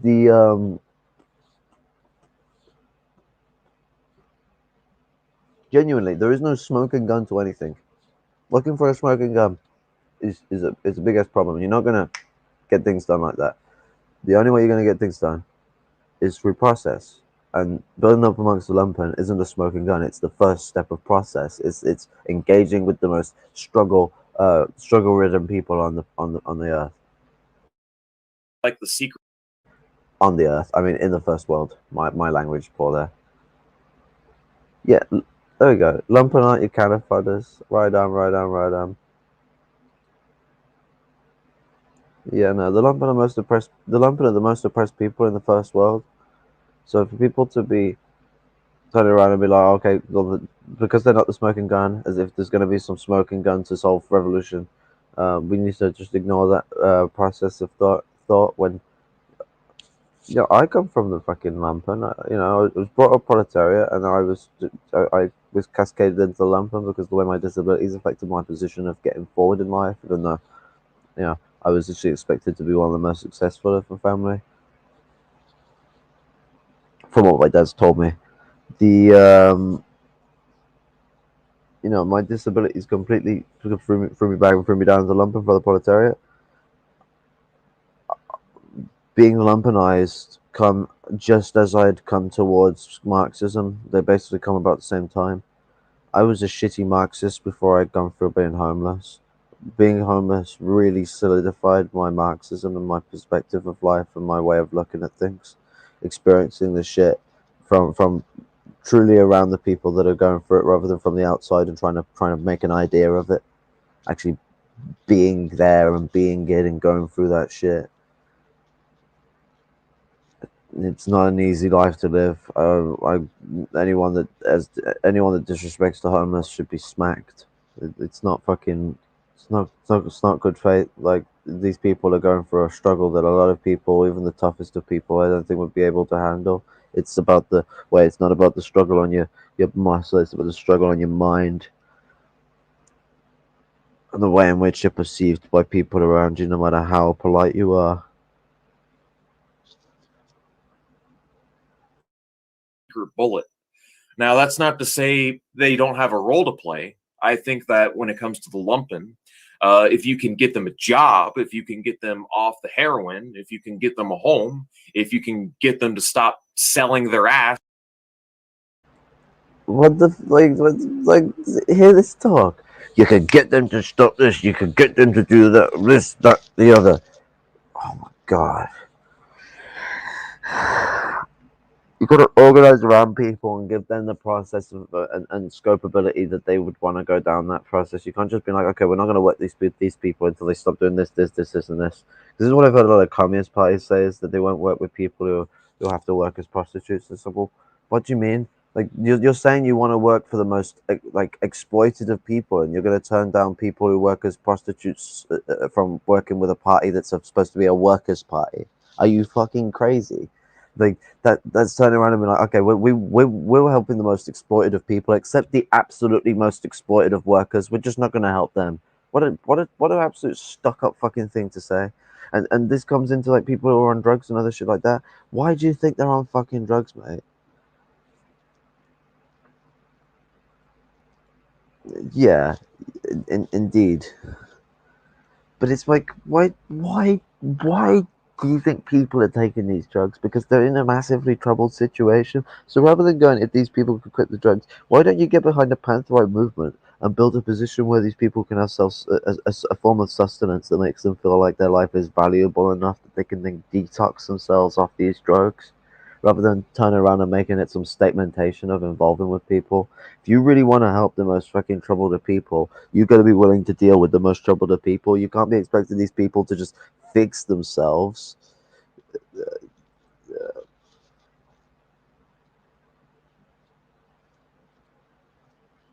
Oh yeah, I mean, like, it's, but proletarianize them isn't the process. They already are proletarianized. That's the thing. They're more proletarianized than the first world proletariat. The first world proletariat, the white proletariat, is bourgeoisificated.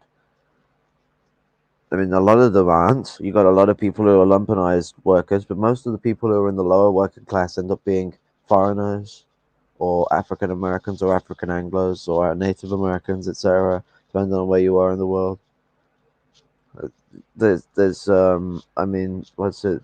It always ends up being a lot of immigrants that get forced into these lower class jobs here. The thing is, this idea that these people have, where they just want to be like, okay, we got to just hoist them out. It's like, well, you can't just be like, okay, we're going to hoist them out. We're just going to work. Boom, boom, you're coming out with us. You got to drop all these things.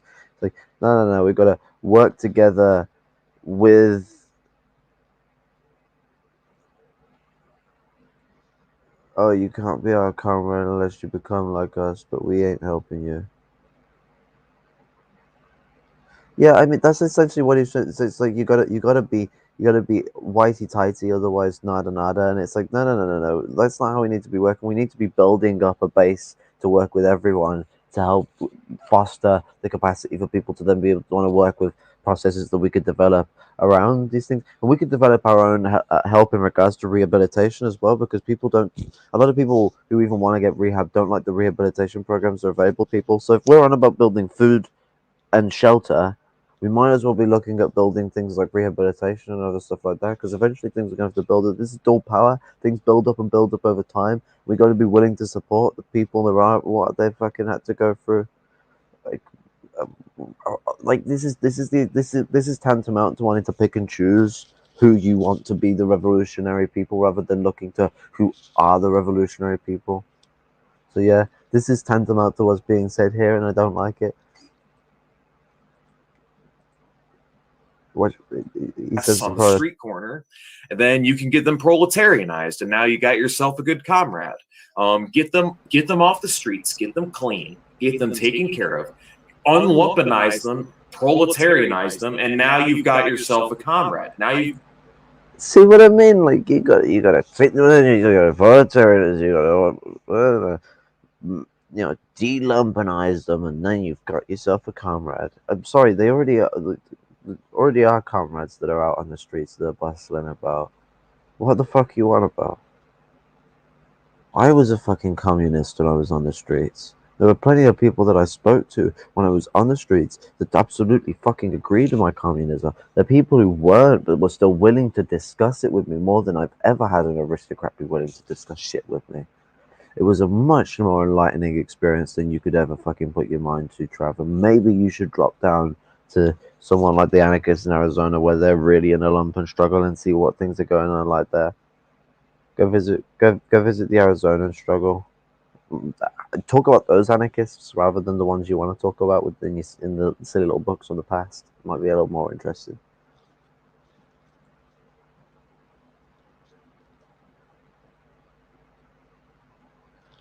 Well, I mean, yeah, the use of the language backwards is a fucking disgracefully colonial term, but and then he's coming around and be like, okay, we need to de-lumpenize the people. It just, especially when you consider how many people in the lumpen are colonized, this really comes into very colonial levels of speak, where it's disillusioning the fact that the lumpen is where the most revolutionary parts of struggle exist within the first world, not the labor aristocracy and not the proletariat.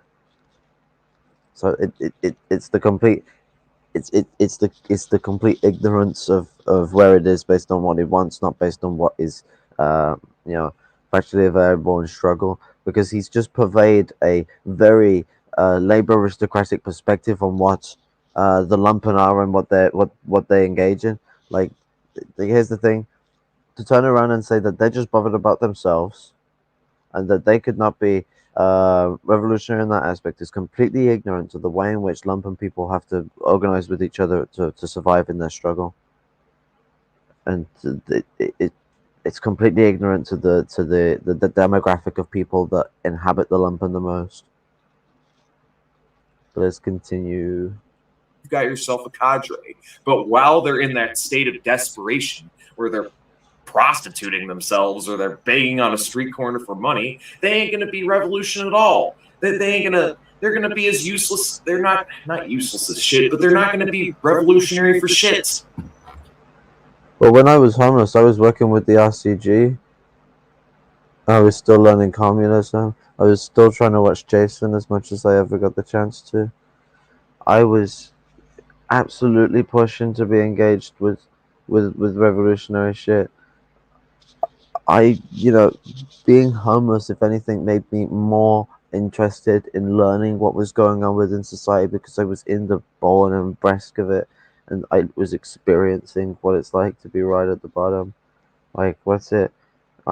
I'm blessed at the moment because I'm fucking able to have four walls and a roof over my head and heating on and all that. Although I've made myself massive amounts of debt that I need to sort out. But I'm still in the lumpen position of surviving over some money. The only reason I've got this computer to be able to do these things with you today is because of a blessed American cadre comrade, Devon, who sent me this laptop over. Absolute legend. But the revolution is born from the womb of misery. Sausage.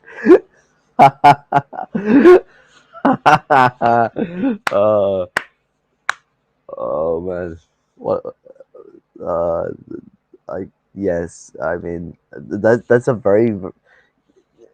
Not only does it sound like a very British insult, it also sounds very poetic. I mean, it is, though. It is born from the suffering of those within the womb of misery, is the way of putting it. You sausage. Brilliant.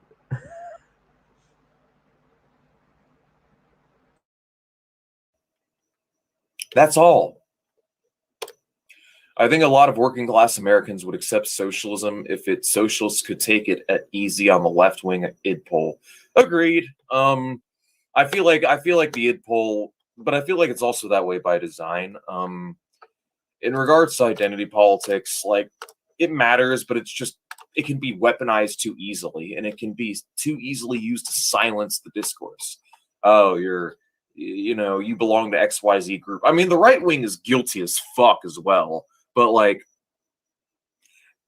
identity politics is relatively cringe. I mean, there is no the only war is the class war at the end of the day.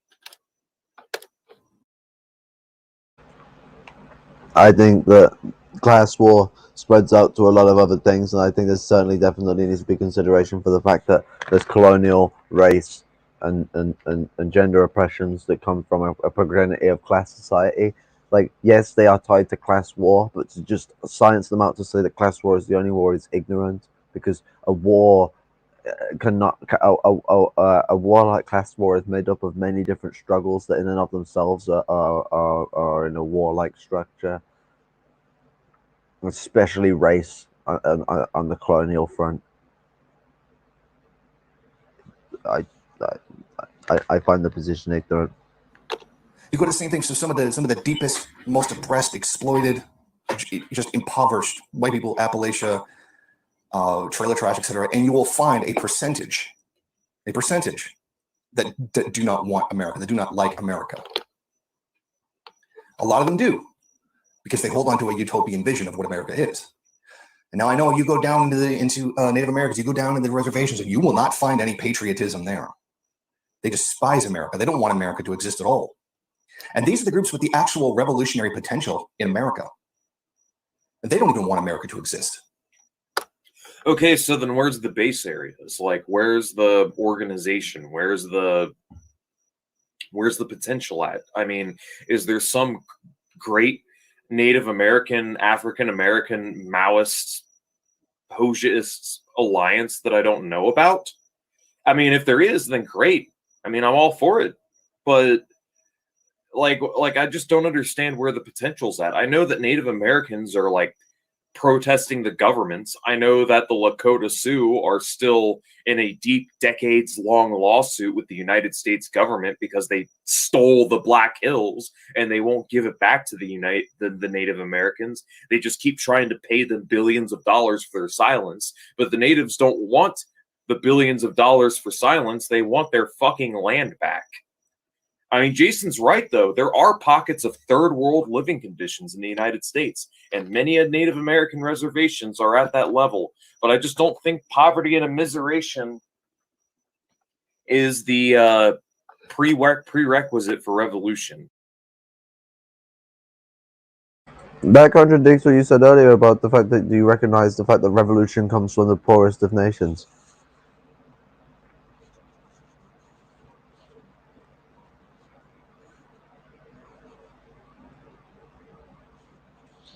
Yeah, as if there isn't a greater component to it, like there isn't like a cultural war in regards to this. Like this is where things get too class reductionist, and people are ignoring the fact that these struggles are more about, like, they're more important to the peoples of the world than just class. It's much more important than that. Like, even if everything did boil down to that, why can't we be more human about it and be more cultured about it, and engage in what these struggles are about based on how the people are fighting these struggles, not based on how we want to just envision them from a very limited scope of view. But, you know, what he just said there, which I'm just going to have to re-listen to because I've forgotten. But patients are at that level. But I just don't think poverty and immiseration. Okay, yeah, poverty and immiseration. But quite literally, you know, the way in which struggle occurs is from those that are in the biggest amounts of poverty and the worst amounts of misery. This is where people rise up and fight. This is when they have nothing left to lose. When you have nothing left to lose, you are willing to struggle for something better. When you already have something that you're willing to hold on to and keep decent to, you aren't going to struggle. Understandably, aren't going to struggle. That's just human nature. People are going to be like, well, no, I'm comfortable. Why would I need to fight? It's just, especially in this first world society with capitalist realism, where it preaches individualism. In the third world, individualism is not preached nowhere near as much as it is here. Amongst the lumpen proletariat, individualism is not a function that can function. Lumpen aristocrats do individualism, but they're not the same as the lumpen proletariat. This is where a dissertation on why the lumpen functions really needs to be broken into, because the lumpen is not just the lumpen proletariat. It's made up of several different lumpenized classes that span several different power bases and several different cultural functions. the lumpen proletariat is the revolutionary sector. And the lumpen proletariat is made up of fourth world, third world, and white people. And these are the people who have been most disregarded by society and have gone through this struggle so many times and know their way around this shit by the book. If you actually appealed to learning them, and rather than trying to pander to the middle class, actually try to pander to the fucking lumpen, you might learn a few bits and pieces and actually be able to come to a greater position on what is going on with the lumpen and why they are the way they are and what struggle we need to be engaging in, not this backhand bollocks.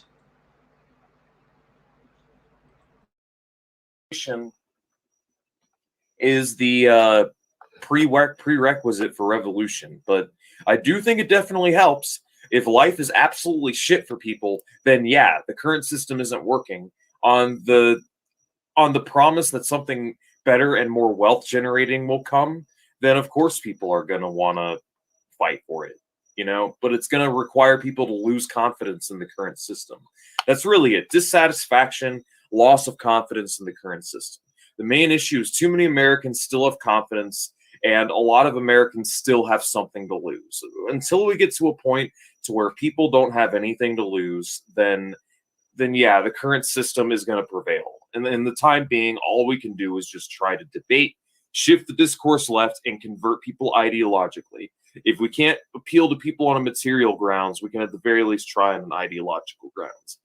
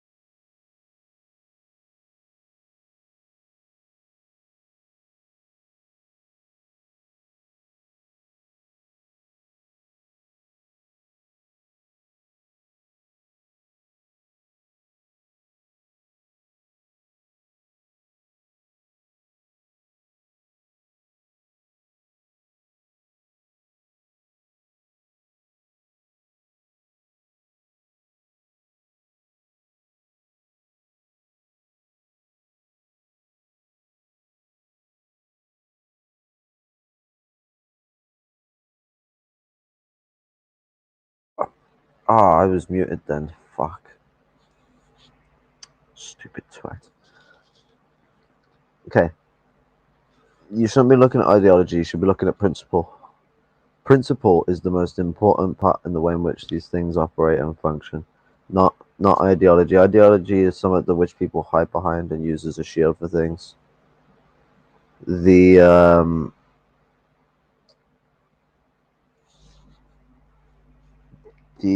What's it?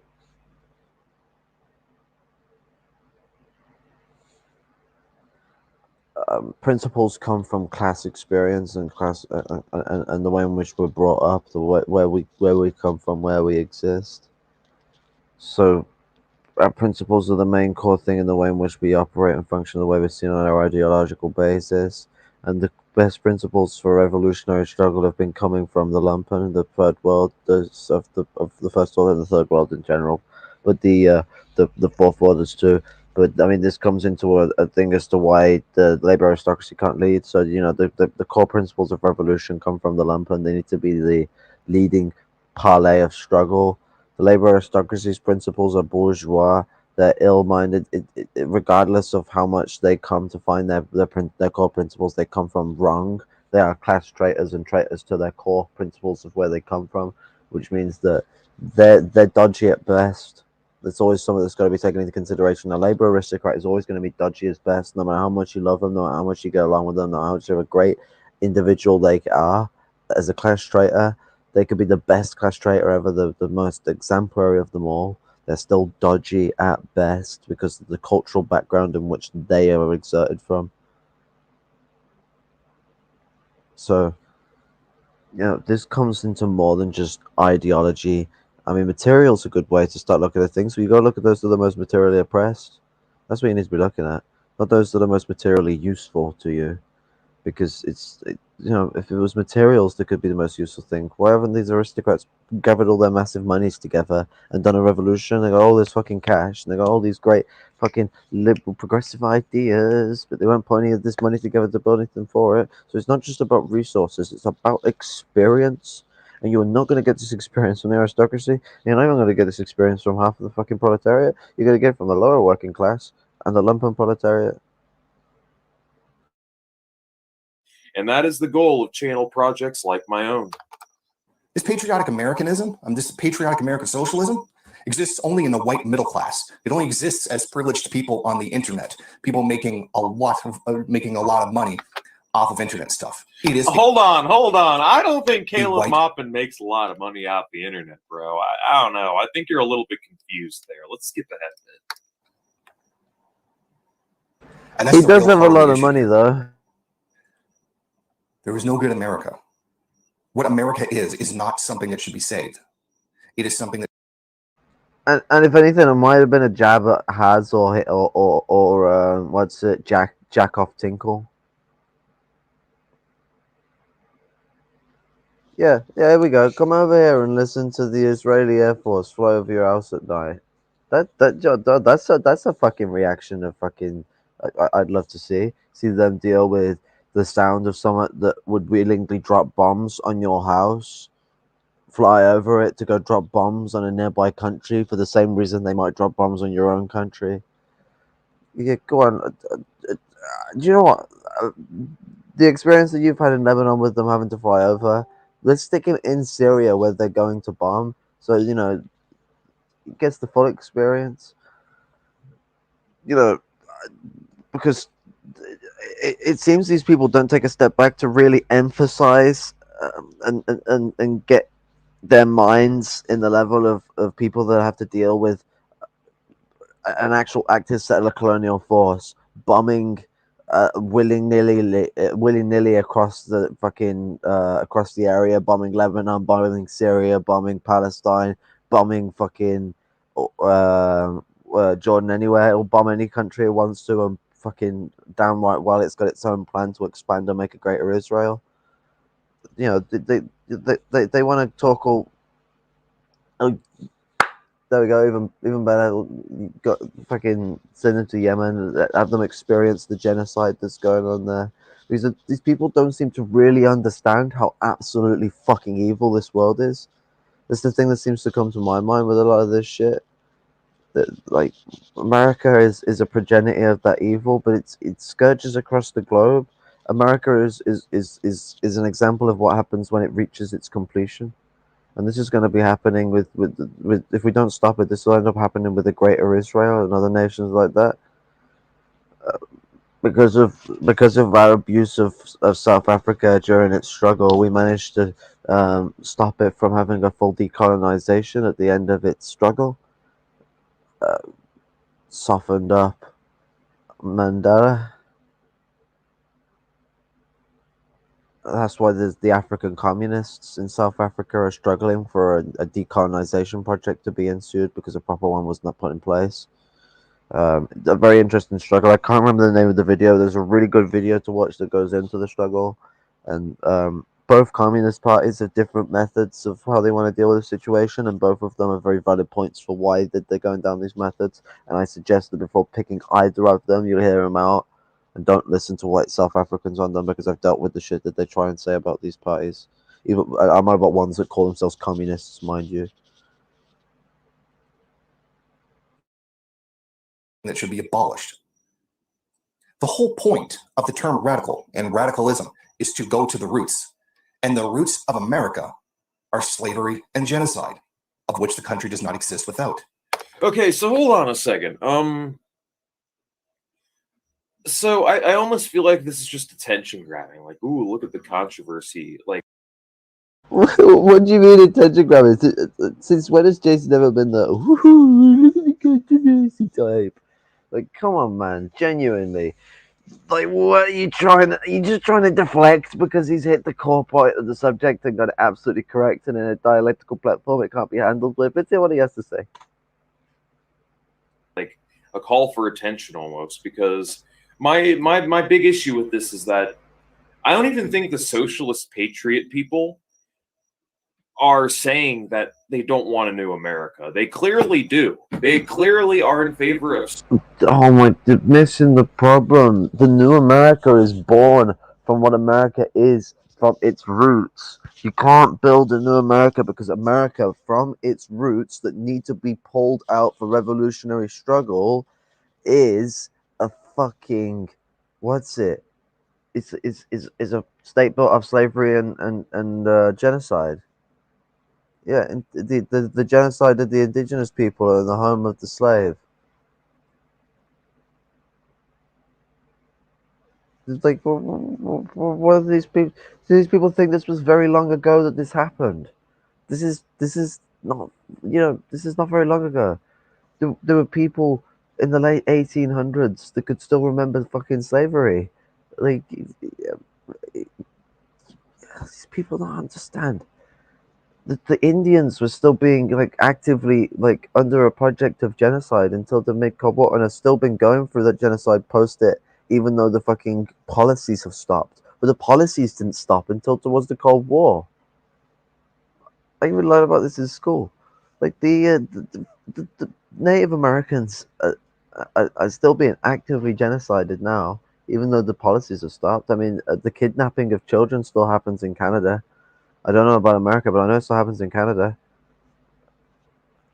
So, the consistent genocide of these people, police killings especially as well, and the fascist organizations in places like Arizona that go out and kill native peoples. So to think that okay, it's just something that's from the roots and we can build away from that, as if this thing still doesn't exist today because of the roots it comes from, is an ignorance of the system. And the American education system is pretty shit. British one isn't much better though. Some kind of new system. They just want to utilize the patriotism to try and reach everyday people, to try and make socialism more Everyday people. I don't see American lumpen people being the one going, yeah, raise the flag, well, or the lower class people. No, I see that coming from upper proletarians, bourgeois advocated working class, and I see that from the labor aristocracy. I don't see that from the lower class people. So to turn around and say that this is appealing to everyday Americans, what do you mean by everyday? Because it sounds like it's appealing to labor aristocratic Americans. And if you're going to sacrifice revolutionary struggle to appeal to a bourgeois culture, then what kind of revolutionary idea really is that? It doesn't sound like one to me. relatable to everyday working class people. Because, I mean, it's a way.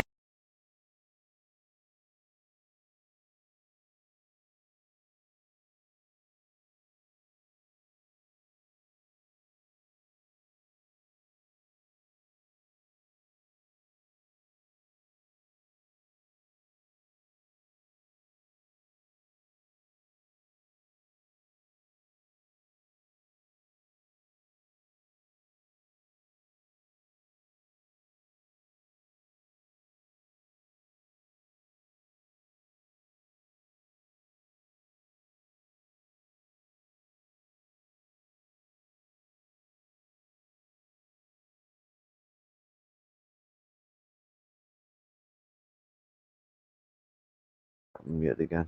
Fuck's sake. Yeah, no.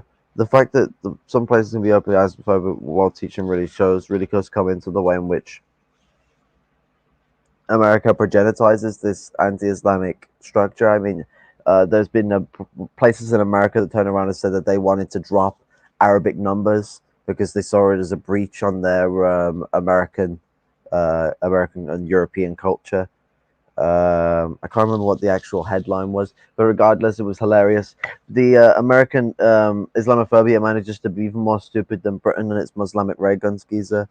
But America is built up on a foundation of colonialism and is rooted in that foundation structure of colonialism and slavery and the way it's built up. If you build a new America, you're building off that foundation. This comes into negation of the negation. When you negate the old society, you aren't completely washing it away. You are still building off the ruins that exist within it. If you don't build off if you build off Americanism rather than anti-Americanism, you are only going to formalize a new colonial structure within the place of what existed before. For them to try and reach people, I mean, it is identity politics, and I don't like identity politics, but again, they're trying to use some sort of id poll. If they can't reach you on a class grounds, they're going to try and reach you on a nationalistic grounds. And I mean, nationalism, I hate to say it, but it does have a role to play. Same with religion, same with race, same with all this other jazz.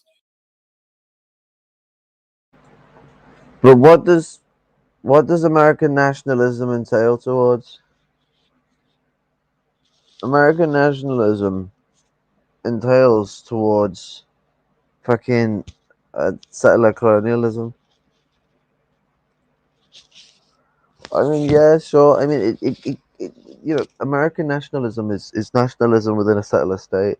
It's not like someone being national within their own territory where they come from. It's white people parading their own control over a land that is not theirs. It's a continuation of a oppressive structure. So nationalism has a role to play, but it does not have a role to play in a first world nation, especially like America.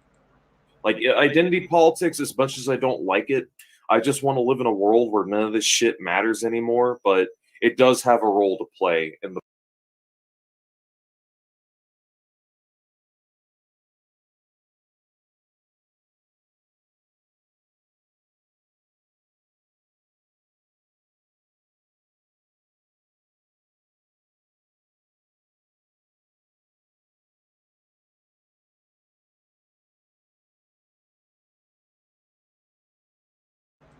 Oh, wait for you to type your comment. There we go.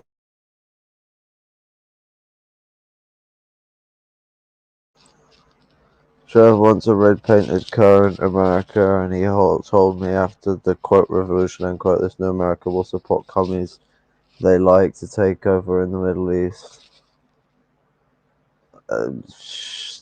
Sounds very, yeah. Take the way right off. That's what it sounds like. I mean, the idea of just we're gonna have what we want where we want it. It's not gonna be like that. Socialist struggle is gonna be supporting what is the people's struggle, right to self-determination, and a socialist struggle in the Middle East is very much gonna be Islamic. That's tantamount. There's gonna be Christian struggles there. Sure, there's also gonna be Jewish struggle there, but the majority of the people in the Middle East are Arabic and Islamic, and they're going to be the leaders of the struggle there.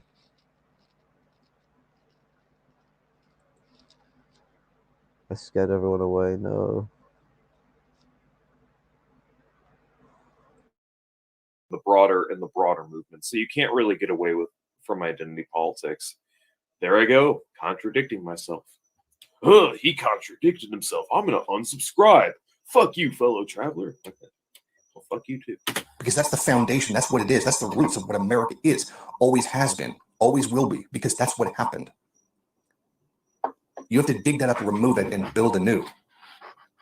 And that building anew, even if it's some utopian first worldist idea of what socialism is, not only would it not happen, because first world people generally are not revolutionary at all, no matter how angry they get, no matter how screwed over they get, they're still not going to do revolution.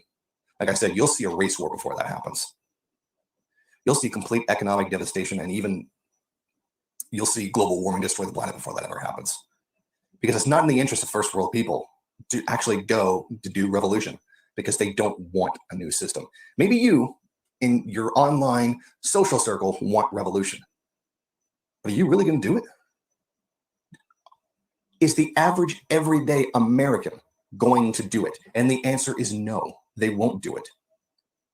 Lenin already refuted this idea of the advanced countries, saying that they will go into fascism. People love to quote Lenin on just about everything, except on this, because it goes against first worldist ideology. They will tend towards fascism. What do you think Trump is? Trump is that demagoguery, fascist demagoguery. That is what the first world tends towards, but the advanced countries. Lenin didn't use the term first world because there was no first and third world yet. Biden's a good people example like to quote of this. Lenin on. Well, wait. So I guess this is the question I have next. I wish Jason was here. Hold on a second. Actually, maybe I could get Jason here. Jason?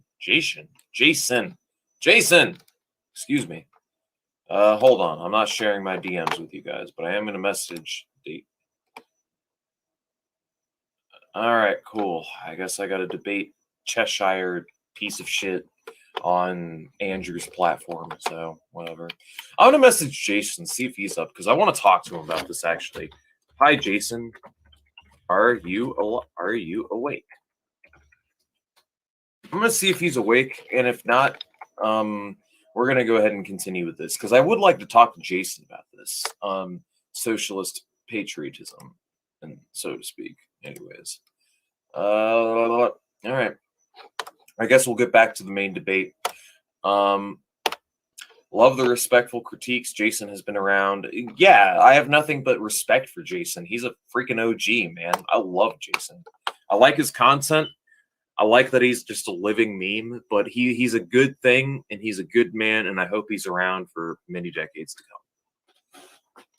No, we want violent armed insurrection, risking our lives, guided by the educated vanguardists when I could be making a lot. Yeah, exactly. I could be smoking a blunt. You know, I wish we could. I mean, I feel like peaceful revolution could happen, but it's a long shot. It would literally.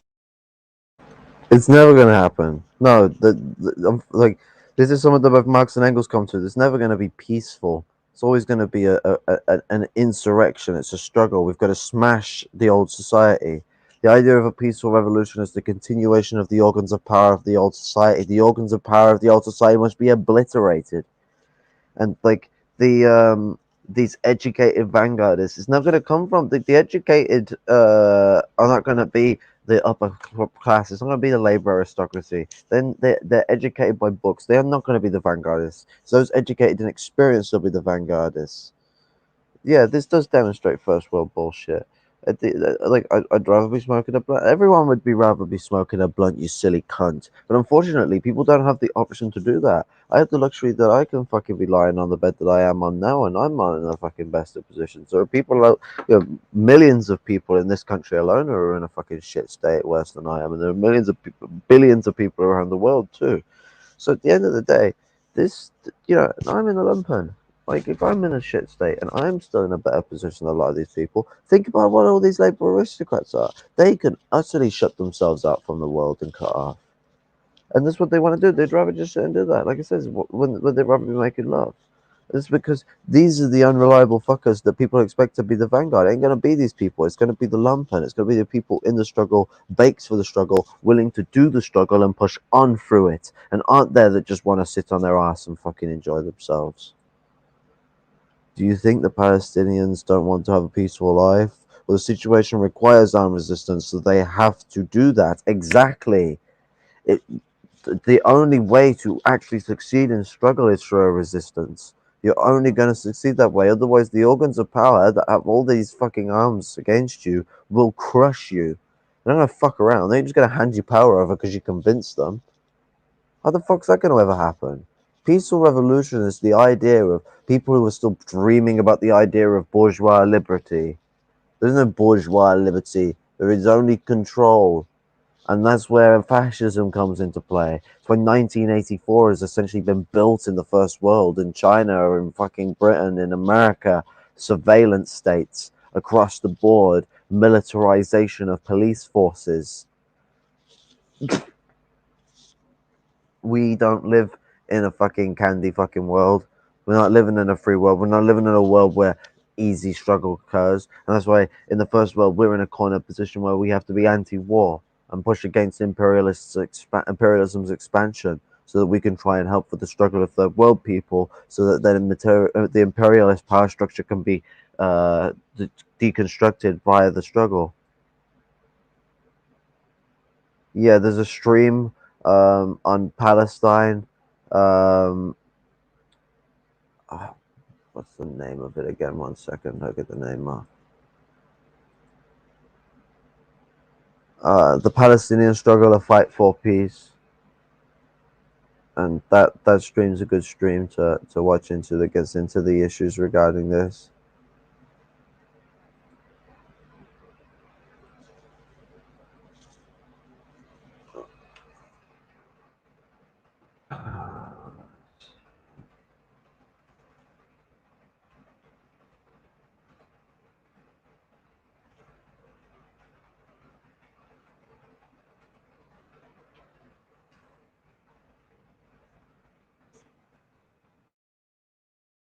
literally require people to just put down the arms. Like, guys, do we really have to kill each other? Now, that would be a sight. That would be a sight. I am sorry, guys. I drank a few of these, but it would be hell of a sight if people. Whoa, man! Whoa, guys! I thought drugs make people not capable of being great revolutionaries. My man's just like, whoa! Look, I'm sorry, I did a few of these. It's like, oh my god, contradictory much. Like, alcohol is one of the worst fucking drugs to be addicted to. You absolute fucking spanner! It causes a dependency that can fucking kill you just by stopping, because it could cause your nervous system to destroy your organs. My medicine that I have to take, pregabalin, does a similar thing, but a lot worse. And if I just stop that, it can cause me heart attacks and everything. Sweat myself to death, all sorts. And that's the same thing that alcohol can do to you, because it's slowing down your nervous system through chemical reactions that are changing the nervous traffic.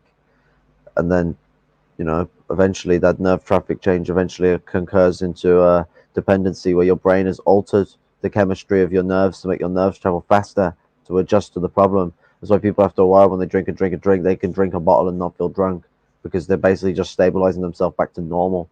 They have to drink back to normal and then drink to piss. And then the body will readjust and readjust and readjust. And eventually when you stop drinking and you detox, the chemicals start going back to normal, and the brain starts, the way that the chemistry has been already altered has caused it to be in a position where your brain will start having nervous traffic traveling way too fast. And when it travels that fast, it causes all sorts of problems with organs and the organization of your body fluids and the way you sense heat, etc. It's one of the worst drugs on the planet. People could just put aside their differences and we could just agree to change to a different system. No bloodshed. I mean, and it is possible. It is possible. It's just not probable. I mean, what's it? I don't like that type of logic, though. I mean, it's probable. Like, how was it probable is my question, because we live in a world where the people who we're against are the most heavily armed people on the planet. We're against the most tyrannical and oppressive regimes on the earth that don't care about life in the slightest. You can't empathize with these creatures. The bourgeoisie aren't people anymore, they're creatures. They massacre and genocide. They see people's lives as numbers on a spreadsheet and will kill millions, if not billions, so that they can get what they want and what they need. There's no appeal to these people. I mean, revolution is dirty business. Somebody's going to have to die, If you weren't a coward, you'd bring me on, fam. Wait, are you talking about me? I didn't know I was a coward. I mean, maybe I am. Most people are cowards. Peaceful revolution as black folks are around. The reason why I come and said that was because they kept ignoring absolutely everything I was saying in criticism to what he was saying, just skimming over the comments and going doing bits and pieces, and I was criticizing him on his lumpen stuff. Like, people would. There's plenty of comments here where, if I go up,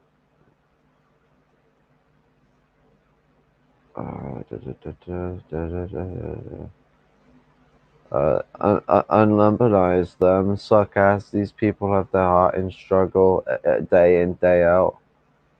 You're full of shit. Quit licking out the arse of the labor aristocracy thing. Where's your movement? Where's your organization? Like, I'm just putting it on the table. Like, what's going on? You committing to anti-black politics now, fam, was when he turned around and said that there was no struggle amongst the African American and Native positions. And I turned around and I said, well, Trev thinks the Lumpen and the Natives and African Americans are all incapable of revolution, so maybe you should consider what shite is being shoveled here. Your exported British colonialism is trash. Preaching US nationalism.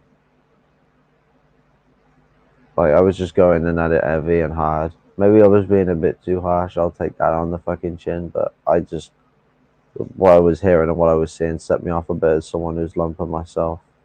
Would die rather than allow black folks to do a damn Wait, what?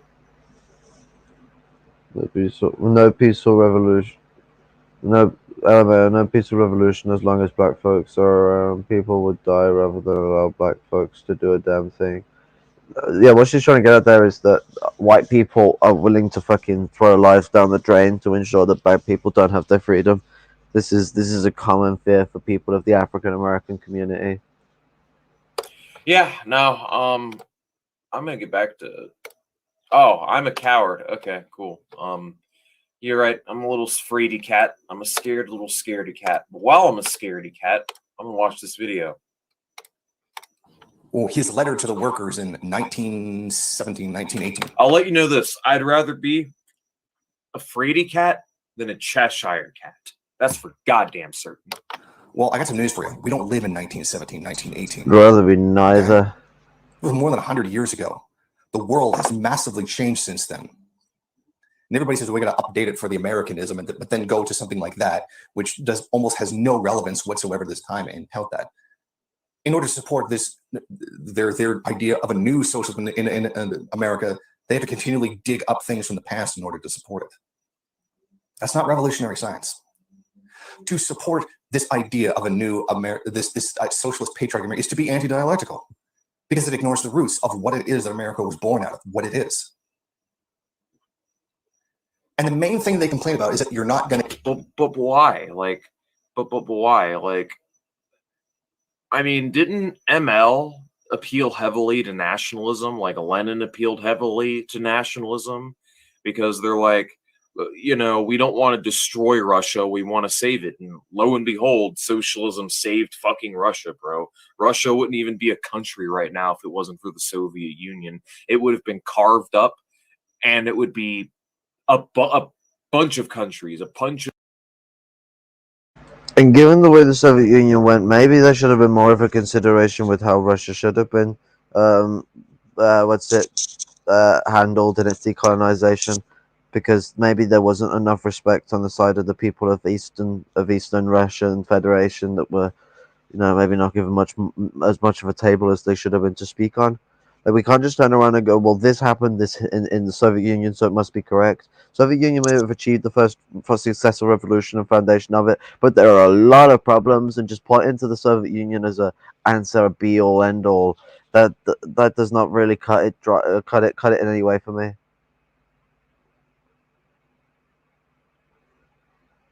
Oh, sorry. Of territories cobbled up, drawn, and quartered by the fucking colonial powers. Russia would not be a goddamn country right now. But things have to get that desperate. Things have to get that bad. This country has to come to the brink. And I don't think it's going to come to the brink for a while. But I do think climate change offers a lot of very unique opportunities. So, briefly on climate change. I'm pretty much full climate doomerist at this point. I know for a fact this planet is going to be 8 degrees hotter by the end of the century. We are not going to be able to make the switch in time because things like Republicans and automobiles exist to get in the way of that. Also, even though Europe is trying to scale back their emissions, they're never going to be able to do it in time. The issue is that you have the fossil fuel lobby and the automobile lobby that just gets in the way of it. And they also have a stranglehold and gridlock. So we are making the switch, but it's too slow. It's too slow. So what you're going to see is that the climate apocalypse comes to pass. Famine, disease, heat waves, storms, mass migrations of hundreds of millions of people. We are the ruling class knows this too, which is why they're building their little bunkers underground. This is the reason why you got Elon Musk and Warren Buffett renovating out old nuclear silos so they have the place to flee when the masses finally wake up and realize how they've been fucked for so long. But in the time being, all we can do is we'll just spread the message ideologically. I mean, our warfare right now is an ideological one, and that is currently in the age that we're living in. I mean, warfare is a class war. To to be caught in the progeny of it being a purely ideological one is to be caught in the progeny of class realism, where you've taken away the class struggle from society and you've turned it into this debate of ideas in an online space. There's a lot more to this than just a silly little debates that don't really interest ordinary people. Actually, if anything I say or you say or anyone says in these stupid little fucking debates just sounds like fucking shit to them. So, like, what the fuck are you getting at? This is not appealing to people. This is discerning. In every way foundatable. We've got to be appealing to the struggle in which people are in, which is, you know, what's it? Um, which is a class struggle, not an ideological one. You could have people trying to say that this is an ideological struggle. This is about our different ideological prospects. No, it's not. It is about the fucking class prospect and what divisions that puts us within. This is one of the things that comes down into the, this is how it ends up relating to race, colonialism, and gender, because they're organized in a very class-like fashion. But there's more to these things. You're boiling it down even further away from class when you boil it down to ideology. Like it's about class. It's about colonialism and about race and about the different struggles that have occurred because of these things. And we've got to come together on these issues and learn our ways forward. Like a lot of African Americans very rightly said, they're done having to try and teach the white people where they're wrong on the racism. It's up to us to learn it for ourselves. And they might be right on that one. They might be right by the time that people pulled their trousers up and learned this shit and got down on the ground and integrated with the struggle that these people are dealing with, learned about it, understood it, listening is a simple concept and it's not very difficult to do. People put that into their mind, they might be able to get somewhere with themselves. I mean, it's not literal warfare, material warfare, but it is ideological warfare. And our goal should be to free as many minds as possible and awaken as many people as possible. So that is and should be the goal. I mean, alternatively, you can also be a doomer on that too. They get people onto the side of socialism by making them hate their fellow Americans. Well, you see, the problem with that statement is you don't have to hate your fellow Americans. You really don't have to. You have to hate America.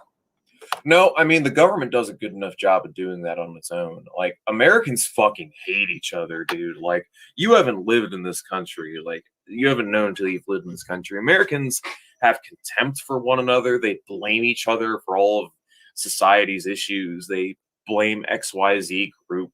I mean, really, it's a country of people that are just trying to make it by, that are just hyper individualistic. Like, the individualism. That's the thing. Why would we be encouraging and pandering to the individualism then? We should be trying to bring out the community that used to come from people in America, that you even said yourself existed within people being caught up with people. I mean, but yeah, obviously you're going to be ideological and armed, but you've got to see where ideology is sourced from, comrade. It comes from people's experiences.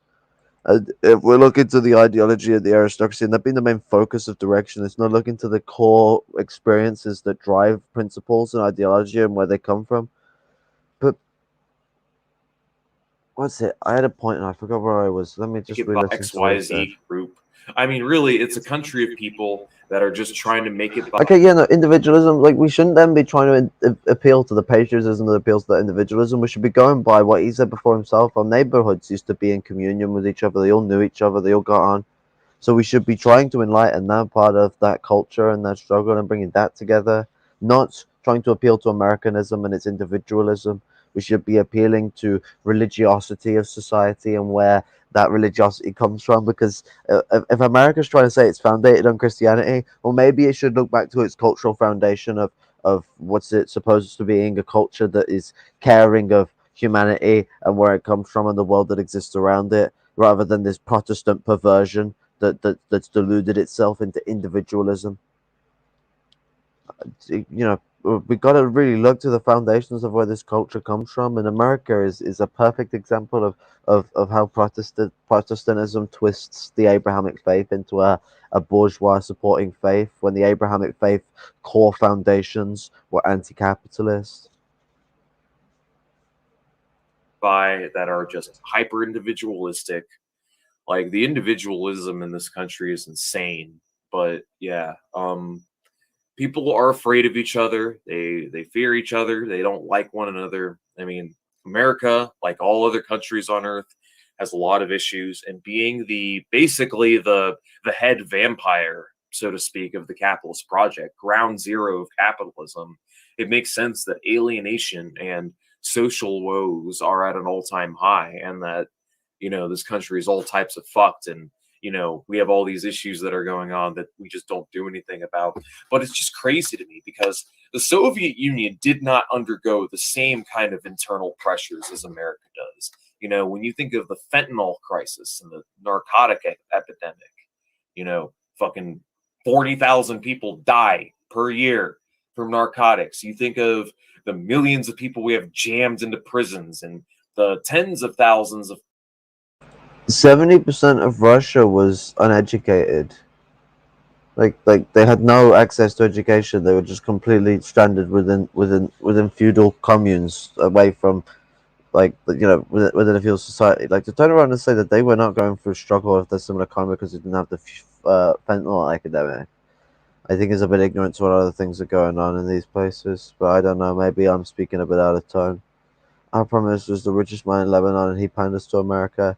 Yeah, they pander to the Americans because they pander to their imperial empire, and they'll pander to any empire that rises up bigger than America to ensure that they can continue their comprador position of exploiting selling out their own people, to these European powers or Asian powers, as it's soon to be. I'm pretty much there at this point with China, but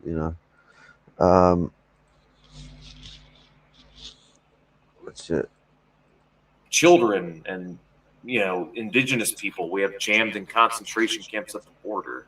You think of our political crisis. We really are an empire in decline, people. Like, yes, you are an empire in decline, but that doesn't mean the empire is just going to crumble into absolutely little smithereens and pieces and end. Empires clawed to survive. 1927, Great Depression, collapse of the British Empire began, as Lenin himself had even predicted before, just only 10 years before, actually, with the economic problems of socialism.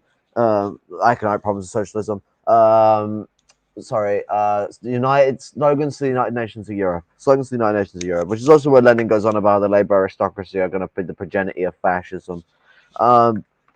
The United Nations of Europe. So it goes on about how America will rise up as the next imperial hegemony, and then eventually it'll go through its collapse. So Britain's collapse happens in 1927. That's when it begins. You have this big economic depression that lasts for 10 years, and then World War II occurs, based off funding from both Britain and America, funding Nazi Germany for their own whim. Britain trying to fund it against the Soviet Union to protect its own right and eventually be able to re-imperialize the nation, and America actually using it to both destroy the East and West so it can progenicize its empire. You then come to the end of the war. The British Empire is at a dying point. If the Soviet Union didn't exist, there would have ended up being a war between Britain and America over its empire, but the Soviet Union's existence gave Britain the slivering chance for them to build a commonwealth and keep their empire about.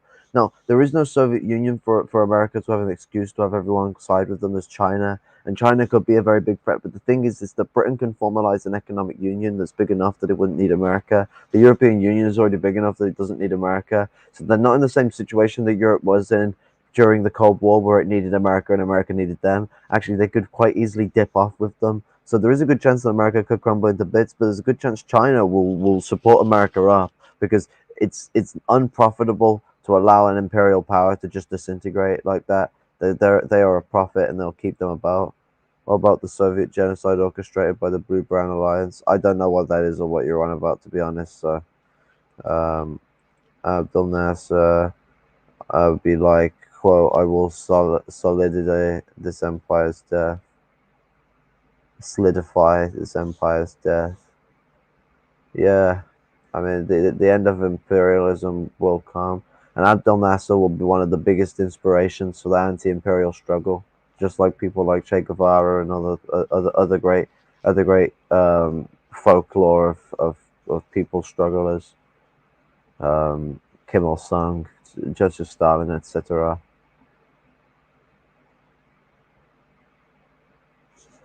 Yeah, but I don't know what thing you're on about specifically.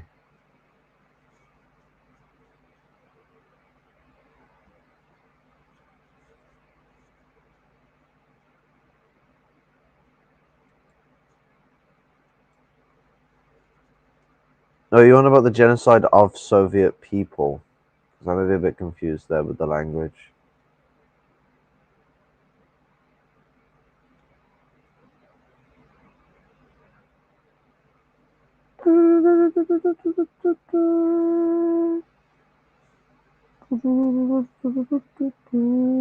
Yeah, okay. Yeah, World War Two.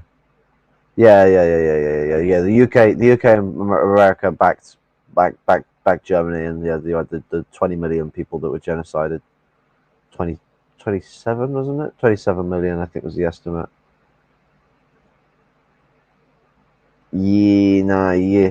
I mean, what's it? Britain and America was still so American and British capitalists were actually still funding Germany during World War II through to the end, even helping with the development of the concentration camps. Fascinating fact. We really are like the late Roman Empire. Everything's like slowly crumbling around us. Not even our military. Like, we left Afghanistan in a huff. And the reason for that is because like nobody fucking wanted us there, and because like we spent all those decades out there in Afghanistan and we got nothing to show for it. All right. We don't got no resources, got no nothing. We were staying there pointlessly. We were Yes, we. What would you mean? No resources? I mean, it probably is another struggle. I don't know. But what do you mean no resources? Where do you think the opium come from to fucking string the American people up on opium? Where do you think oil's been coming from? Afghanistan was loaded with resources, and America's been harvesting them. Foreign technology resources and all sorts. What do you mean no resources to show for it? Why do you think the U.S. empire was there, my friend? They were harvesting poppies in the fucking kiloton. They were harvesting oil in the motherfucking megaton. Like, what do you mean?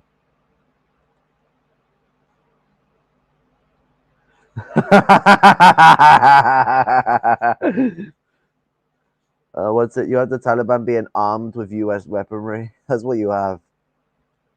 Because they ran away.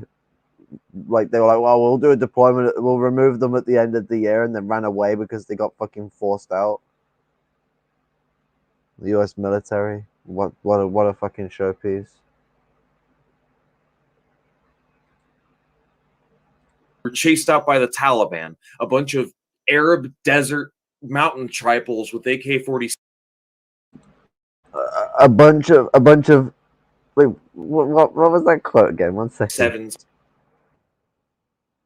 Got no resources, got no nothing. We were staying there pointlessly. We were chased out by the Taliban, a bunch of Arab desert mountain tribals with AK-47s on campus. Did he nearly call them the desert N-word? Like, come on, man. Come on.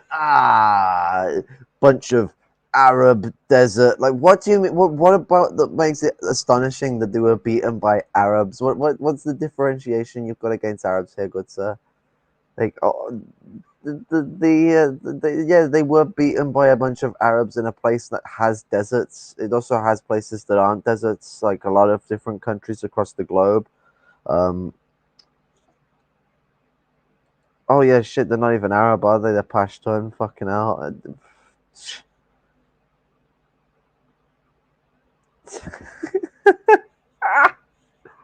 Oh my god. I didn't even think about that. Yeah, he's calling people who were on the fucking the Central Asian and Persian side of the fucking world Arab now. Okay. Demographic lessons. Yeah, no, the Afghan people are. I mean, I wouldn't. Yeah, exactly. Yeah, he's supposed to be the educated revolutionary. Bad boy. He's supposed to be. He's supposed to be proletarianizing me and making me into a cadre. So I guess that he must be the correct one, and we've got to disrespect the Afghan people to get his acceptance. Otherwise, we're not allowed. But I mean, what's it? He doesn't even need to know that they're Pashtun. I've never gone to Afghan and be like, okay, I'm going to call the Afghani people Arab. No, I've always called them Afghani. Like you don't make the mistake then, because I've made the mistake before, and it as this says here, it's embarrassing when you do, because you get made to look a bit, as I have been in the past, makes it to look like a monk. Yeah, your annexes Iran and Afghanistan and Pakistan. Now we have more claims. Trav has gifted Afghanistan and Iran and Pakistan to the Arab people now, even though none of these places. I love how racist people are with their Islamophobia, that they just think Islam must be Arab. And it's like, okay, yes, it is full of Arabian culture, but it doesn't mean it's Arab when it goes to the Arab unity with Pashtun characteristics. I imagine China might support that, you know. Getting those dengist bucks. You know, it's like, what do you mean, like the bunch of desert Arabs? Like, there's sounds like such a U.S. Army thing to say. Oh, we're beaten by a bunch of fucking flip flop sand and, you know, etc. That type of fucking shit. They're not Arabs. They're Afghan people. They're Pashtun, and they beat the American people because they fought a successful guerrilla conflict, not just because some whoa magical flip flop people fucking passed over. These people tried and fucking struggled, even ones that we don't like, and are solely against, principally and ideologically, even most of the third world Arabian struggle and Islamic struggle and people who are struggling within Afghan as Pashtun people themselves are against. But still, these people fought. These people fought valiantly, and to turn around and just say, "Oh well, by miracle, a bunch of Arabs in flip flops fucking won." That's some proper codependency and an imperialist mentality. I know that you're doing it to insult the U.S. Army. I understand that, Trav, but you are actually just insulting these people. Have you seen their leader? He is a wizard. It's Arab mom flip flop magic. Fuck's sake. Oh man. I present to you the humor of the Arabian people. They have it right on point. They can terrorize how fucking stupid we are all day. Trav, probably. Wait, we do it all quickly. So it's.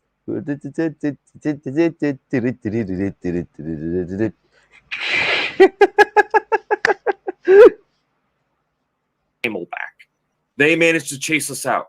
Anyone remember the bunker buster? The bunker buster we dropped in 2015, 2016, the biggest.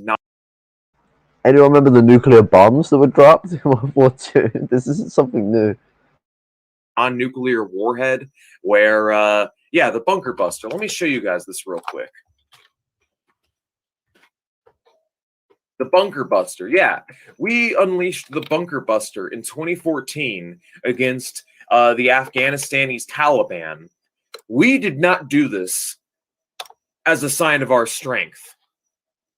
We did this as a sign of desperation because these fucking camel jockeys weren't. Now you're calling them camel jockeys. Jesus Christ. Like, come on, man. They have motor vehicles. They're not this fucking fighting the US on camels. What fucking type of racist shit is this? Yeah, like, stop the racism for 5 seconds, Chad.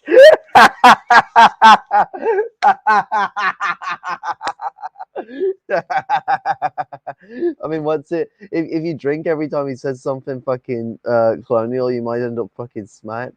Travelers is every time. Given up. They got. So yeah, we're gonna demoralize these people as quote camel jockeys end quote. Even though every picture I've ever seen of them, they're with Toyota Hiluxes and AK-47s. And tanks if they can get a hold of them, but that's a rare thing to get a hold of when you're in a guerrilla struggle. I don't know if people understand what type of struggle that is. To the point to where their children were fighting us. So We can't pull. Yeah, because you were bombing the fucking shit out of them, and they had nothing left to grow up to but to a life of struggle. And this contradicts what you were saying earlier about the lumpen. These people rose to struggle because they were in the worst of situations, they've been bombed to shit, to the point, like even you said, where even the younger of people were rising up and fighting. They're going to come from the aristocrats. It comes from the lowest class, the people who are absolutely in the fucking pit of struggle, where the fucking moment that they start to be able to remember life around them, life is struggle. Pull off a successful coup. We tried to coup Venezuela like twice in a row, and we failed on both occasions. In Bolivia, Evo Morales and his party reassumes power, and now Janine Áñez is in prison. We can't pull off any successful coups in Latin America. Living standards have been stagnating. Life expectancy now is actually lower than what it was a decade ago. And things are stagnating. Things are slowly grinding. I mean, yeah, wages are going up. They're finally starting to go up, but it's because nobody's going back to work. It's because people would rather sit on their ass and collect unemployment than slave away at McDonald's. No one wants to be on unemployment. This is my middle class rhetoric. Your unemployment pays you fuck all. Go ask the people who are on unemployment if they just love, quote, sitting on their ass and being on unemployment. What's it? I get sick pay. I don't get disability pay. And for me to be able to have anything that gives me any sensibility of being able to, quote, enjoy fucking life is me putting myself in debt. I'm in shit tons of debt because of it. If I wasn't in that debt, I wouldn't be able to have any niceties that I waste my fucking money on. Like the fact that I'm having to buy a lot of takeaway food because I fucking don't have the energy to cook myself a lot of problems like that. Like, to turn around and say that motherfuckers just want to sit on their ass and do nothing is an ill mind to the way people's mentalities function, and why you have so many people in the proletariat that hate the idea of even being on benefits and end up actually, because of the way propaganda works, hating people who are on it, and why people like myself who are disabled hate the way that disability stops themselves from being able to function in a workplace. Because people want to be able to do things and work. That's why people put in their hard work. It's not just about survival. It's just capitalism has made it more about survival than anything else, and has turned work into a grind, and has made work about being the most efficient, not about creating what actually helps us progress this world forward. For $7.25 an hour. So they have to raise wages to get people back to work. Otherwise, I mean, and that's an example of the spontaneity of the masses. 2020, all these people are kicked off of work, and companies can't get people back to work. Why can't they get people back to work? Oh, we'll slice unemployment. That didn't work, so we were forced to raise wages. We actually have to pay people worth a fuck now. So yeah, no, America has a shit ton of problems. There is a lot you can talk about in this country, a lot you can agitate around, but the ultimate goal should still be revolution no matter what. Anyways, none of that had anything to do with the current video. Let's go ahead and continue. We'll continue this for a few more minutes because I'm tired. I want to go to bed, and you guys are probably tired of listening to a drunk man talk. You're not going to get those people on your side for a revolution anyway. It's not going to happen. The only people you're going to find for that are in the extremely ghettoized Black communities. First is revolutionary potential in America.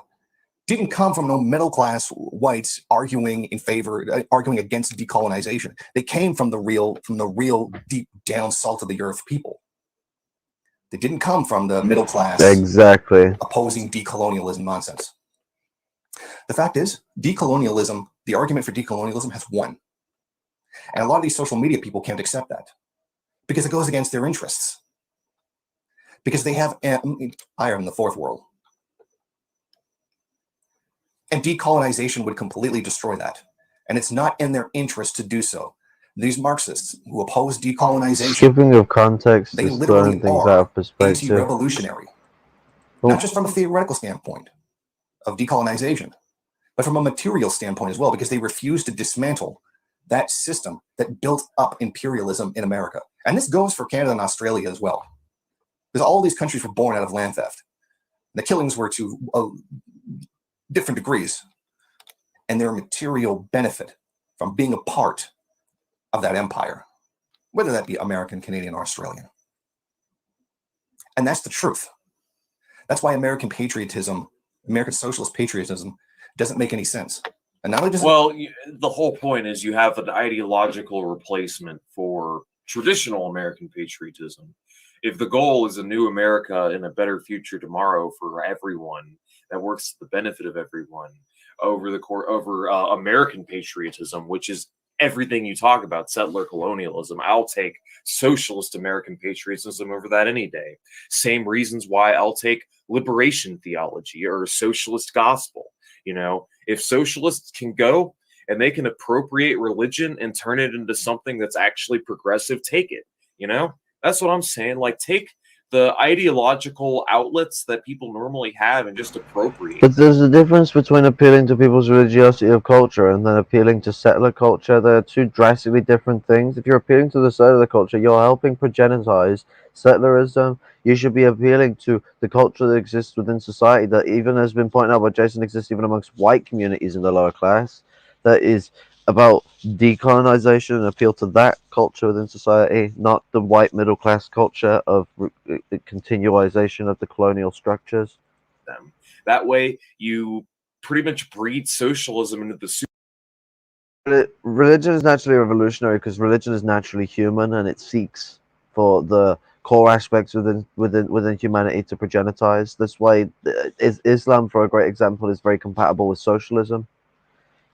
And James Connolly was the one who pointed it out with his compatibilization with Catholicism and revolution, is that these Abrahamic faiths, and I imagine this even stretches onto different religions, but I'm not the big knowledge know all about that. I know Buddhism has this to it to a degree because the DPRK found this out with their culture, but that there is a tie within within the religiosity of culture that comes from Catholicism and Abrahamic faith in general, with the revolutionary struggle and fervor and how we push on forward.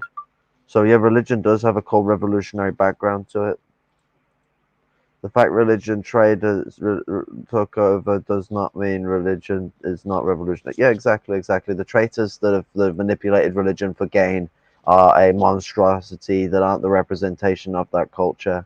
Okay, exactly, comrade. superstructure, and eventually you get enough people on board with it where you can affect change. People will continue to vote increasingly leftward over and over and over again, and eventually things like Republicans can eventually go the way of the dinosaur, and hopefully Democrats can as well, and an opening can come for something else. But it's gonna More than half of America doesn't vote. They already have gone the way of the dinosaur, comrade. You are late.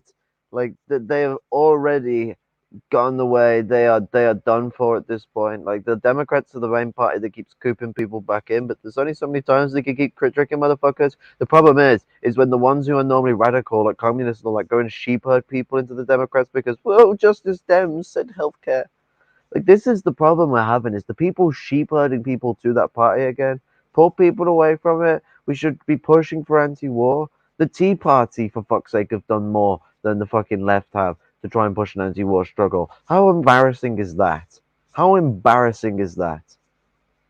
And then we'll have people who talk shit about people like Black Red Guard, who are one of the few people who in the first world call themselves a communist, that are actually deep in the struggle, and he's struggling against Jim Crow and all that. That's why we preach hands off Black Red Guard and hands off Missouri, because he's someone who actually is deep in the struggle and pushing his shit out there. Like these people that are just talking fucking bollocks. Maybe tomorrow you'll start encouraging bombing reactionaries. Or maybe the left populism will evolve into not so left patriotism. Maybe tomorrow you will start encouraging bombing reactionaries, as in us. Well, it's who then the first world decides to perceive as reactionary, and this is very Trotskyite mentality that pervades in the first world, where they want to be the freedom fighters of the world, and they're going to go free the third world from their tyranny, when the third world is the most revolutionary part. The third world is the most revolutionary part of the world. You ain't gonna be freeing them. They're gonna be the ones freeing themselves, and we're gonna be the ones in awe of that struggle, trying to help what we can with our anti-war struggle in the first world. But they are teachers to us. We are much further behind when it comes to knowing what the fuck we're doing and what the fuck is going on than they are, and we've got to accept that. it's our struggle in America and in the first world is a protracted one. That is for certain. Otherwise, I feel like there's a little bit of confusion here. I feel like that both sides of this debate have a Heavy little bit more in quotations. common with knots. I just feel like it's based on a little bit of confusion, but why don't we watch a little bit of Caleb Maupin and see what Caleb Maupin has to say on Caleb Maupin, Oh, the joy. patriotism. I mean, Caleb Maupin is a rightist, so let's see what he has to say. Shit. I didn't see 50 you motherfuckers when I was reviewing my debate. That's because you don't want to listen to me review my debate. Anyways, Jason is losing me here. The moment a wide array of Marxists identify a small difference with an anarchist, ML, etc., all of a sudden they're the enemy. I mean, people Except just we don't support understand the the way that these anarchists and side discussions with them. work. The So goal should be we have a debate on a subject, and then we use the scientific method to find the most correct solution forward. the scientific method, there is not there's many methods to science, many that are incorrect. We use the dialectical method of philosophy, which helps us then look at science through a philosophical method that helps ensure that we are looking for reality on a core principle of materialism and the relationship of materials and the way in which they relate to each other.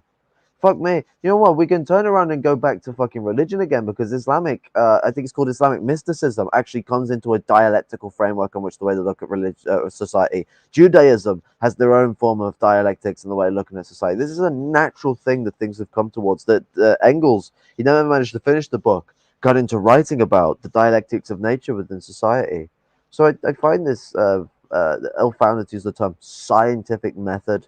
No, it's the dialectical philosophical method, and it needs to be tied to philosophy. To just look at it as a pure scientific ideological methodology rather than seeing it as a philosophical way of looking at reality, you are cornering yourself into what will eventually progenitize into capital realism.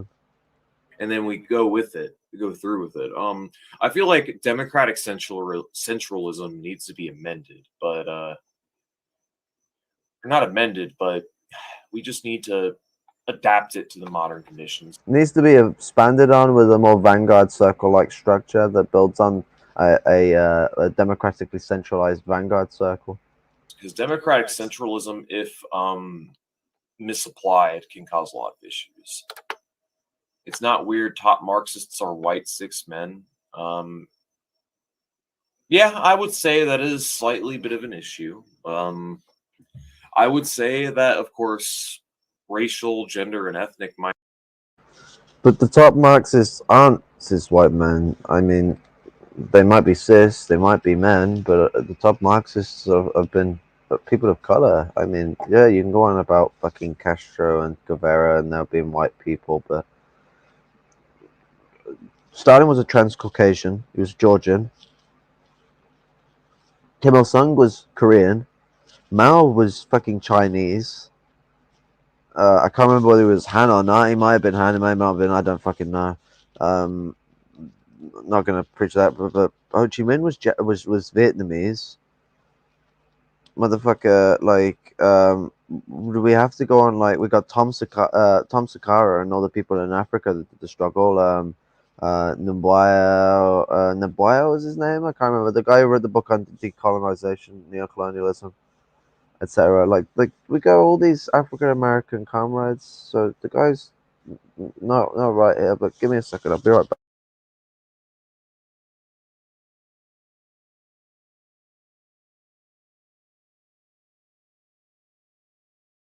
Oh yeah, and before I do my be right back, we got the Arab people struggle as well. Like as if we're just gonna completely ignore one of the most revolutionary parts of the world.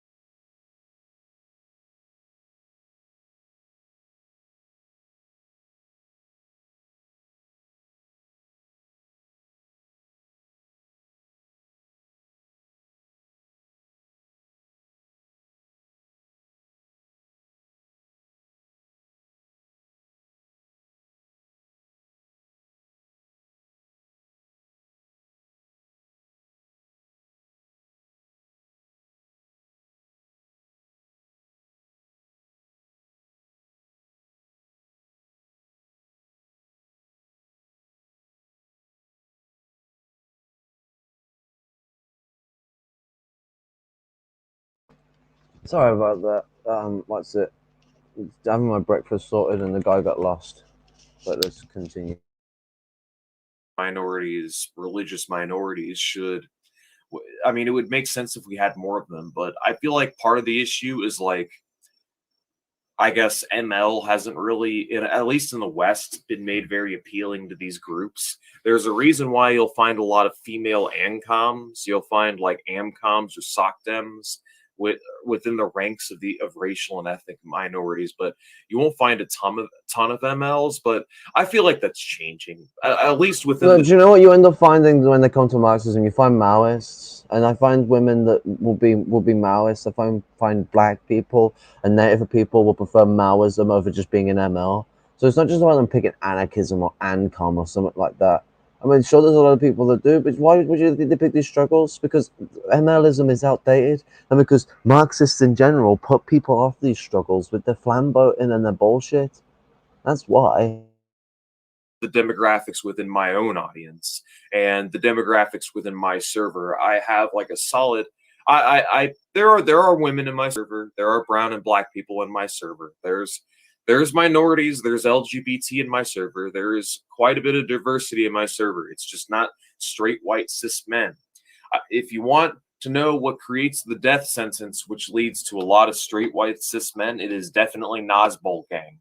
Definitely Nazbol gang. Now, Caleb, tell me, be patriotic. Okay, let's check this out. Moppin, teach me your wisdom.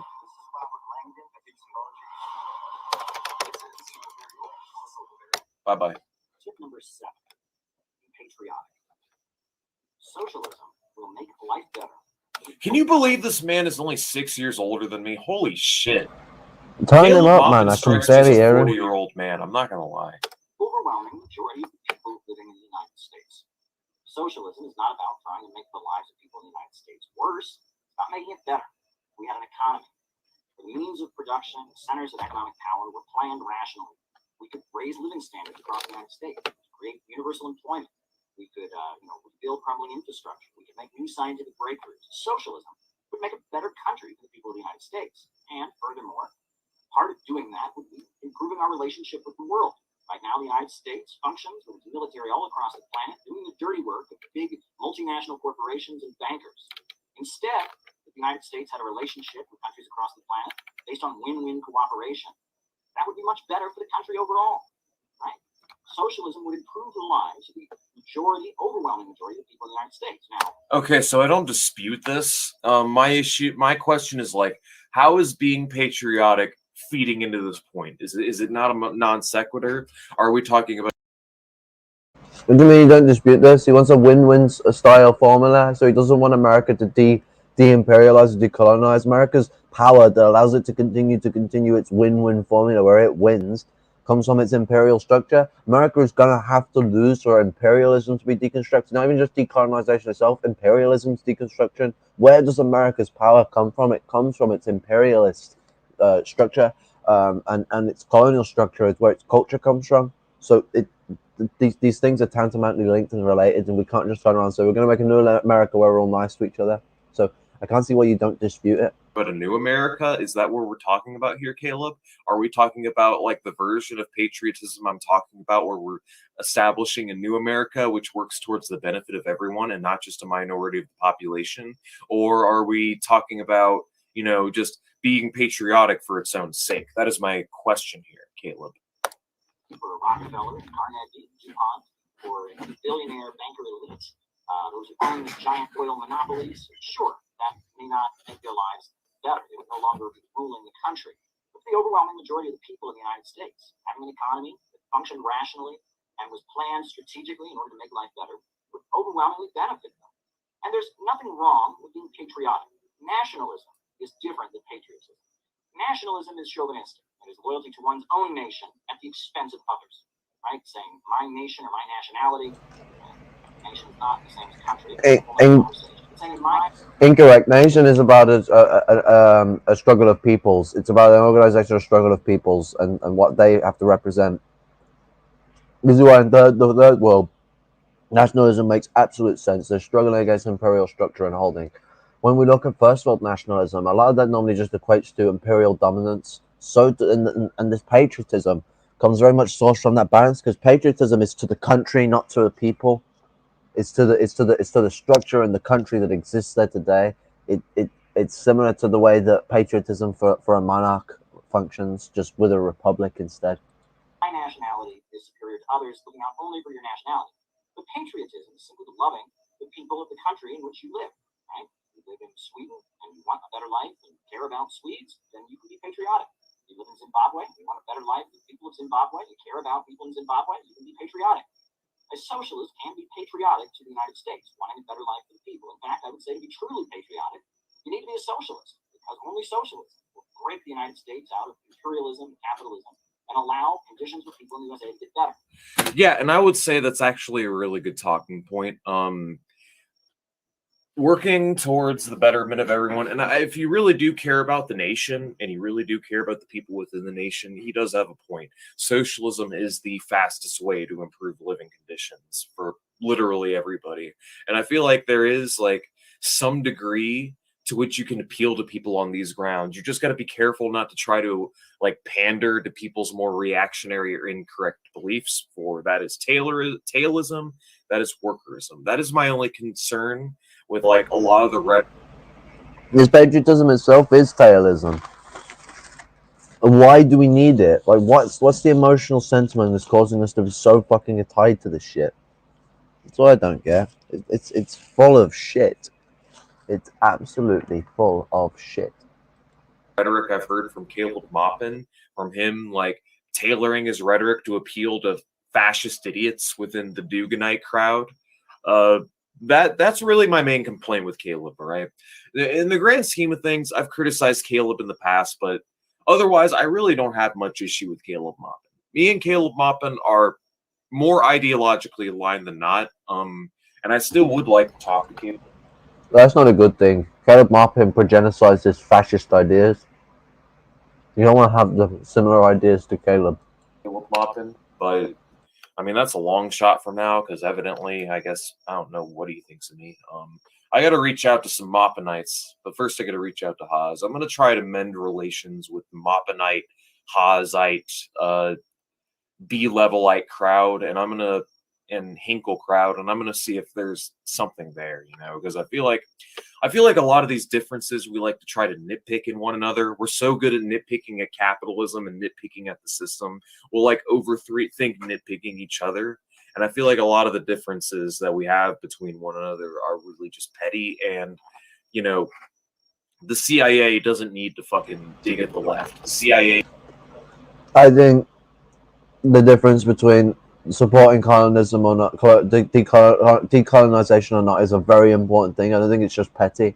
I think whether we support the right end of struggle isn't just somewhat petty. I think that's about actual revolutionary ideas and how we push forward. It's not just about this and that is petty or this and that is this. No, it's about the fact that we together have got to organize and fight in a struggle.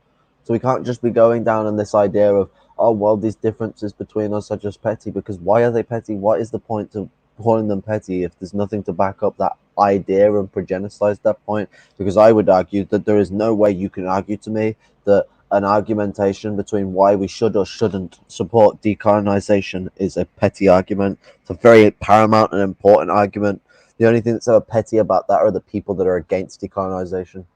Doesn't need to do shit to the left to get us to balkanize. We do it to ourselves all the time just because of how vicious we are towards one another, Anyways, let's listen to what Caleb has to say. And there's no contradiction between patriotism and internationalism. One can believe in building a global community and wanting to have friendly relations with countries all over the world and still love the people of the country in which they live. Yes, if people think that socialism is about hurting the country in which they live or hurting themselves or hurting their communities, they're not going to support it. They can come to understand socialism is about making their life better.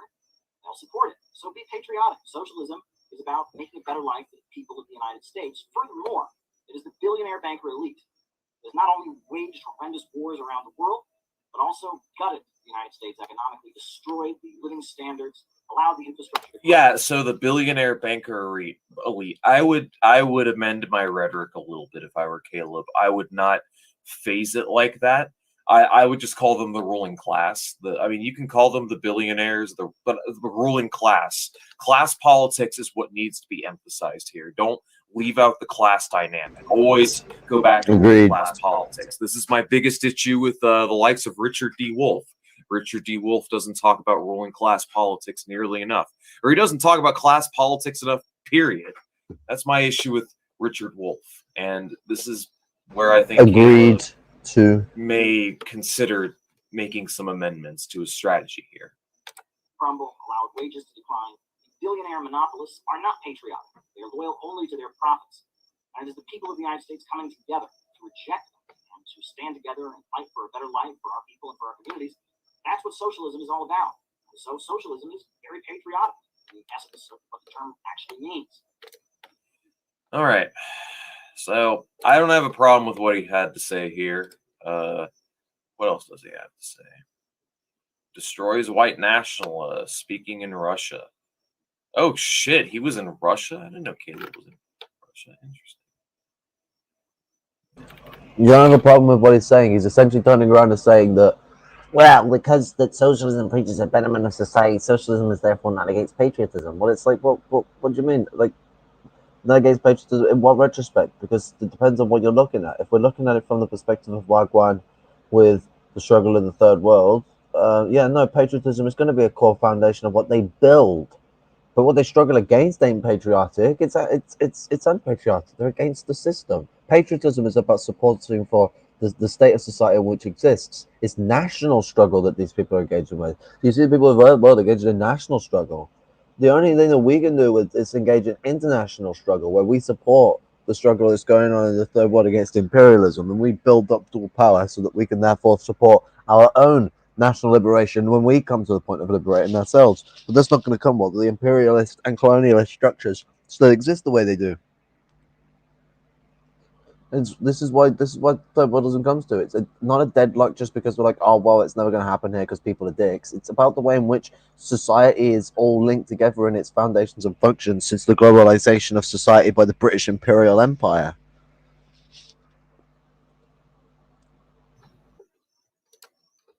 Let's go ahead and return. Oh, shit, I had that up the whole time. That was my bad. Wolff focuses too much on the co-op. Yeah, I agree. The closest ideology I advocate for is eco-Marxism, but in essence, I am a Marxist-Leninist on the... Yeah, nah, me too. Honestly, man, Star Trek Society or the Venus Project is what my ultimate goal is. I want the circular cities. I want the bullet trains. I want the geothermal nuclear fusion plants. I want interstellar travel. That's the ultimate.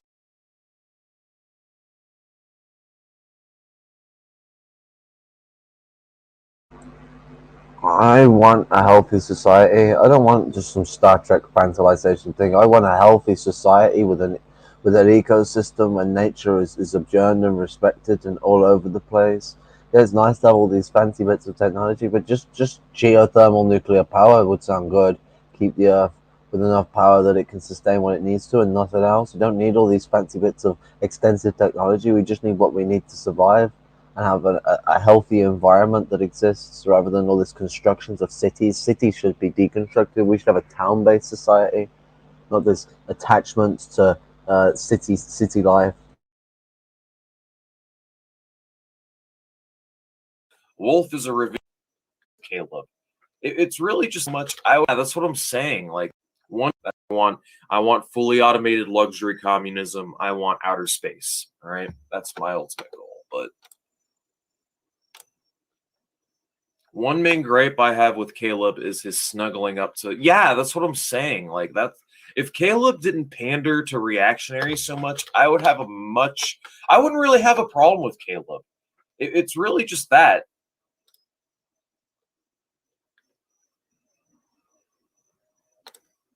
Wolff is a revisionist opportunist, yes. I mean, yeah, no, he's definitely like a libertarian leftist.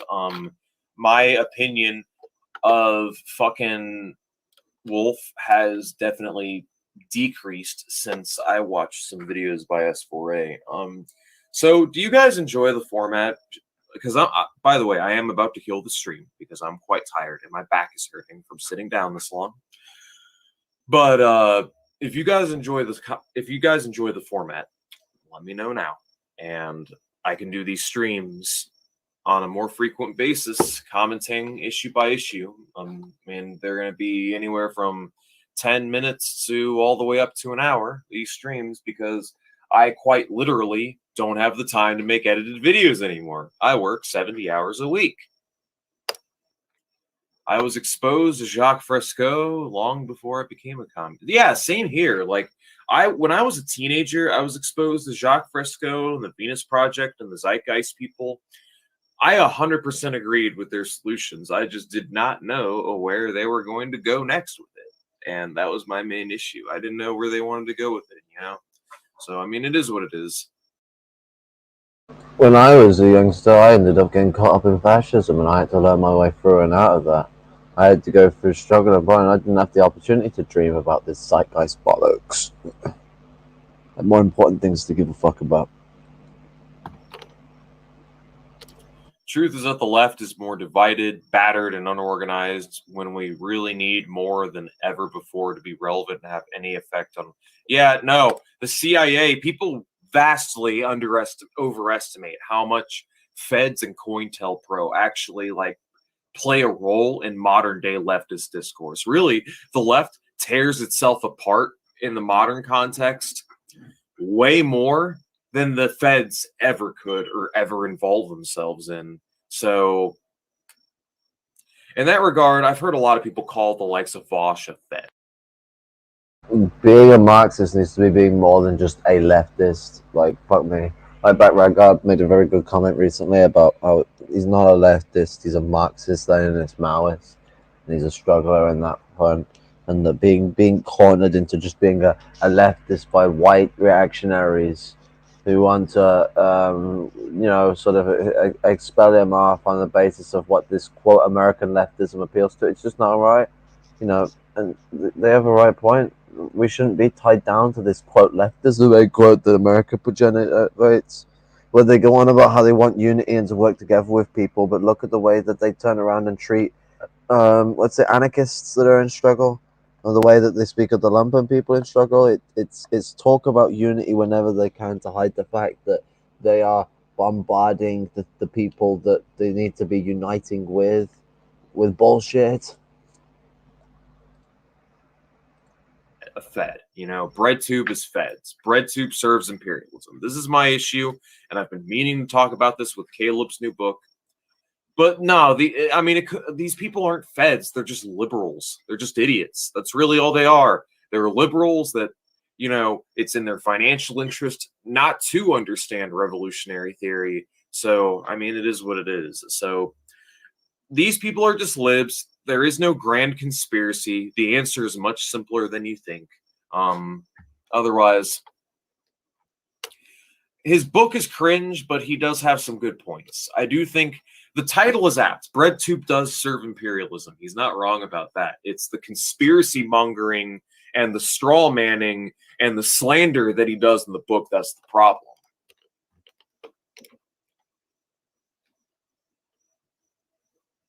Partying and starting. Pretty much all there is to this. Like, what's it? At the end of the day, I'm gonna make a full critique on the American patriotism again. I'm gonna have to bring that up. I already talked about it before. Gonna have to expand on the situation that's occurred. But I just thought I would go through this video, discuss what's going on here, and try and answer some of the things that Travs put on the table within his questions. I know this is a bit long, and I imagine people are going to want to watch this, so I will be doing a consolidative discussion on colonialism. But I've got to go out and get my dad something for his birthday, so I am going to be ending this very quickly. It was good to, you know, go through this discussion. I hope that if Trav does get his nose of this, he does put himself through the entire 3 hours, even if he has to watch it on a higher speed, gets through the 3 hours and actually looks at what has to have been said, because there are times where I say things he might not like, but there's times I said things where he might actually come to agree with me. So we'll see how things go about that. Whether he's a man about it or be a little bitch. Let's just say it like that. Adios, comrades. Red salute.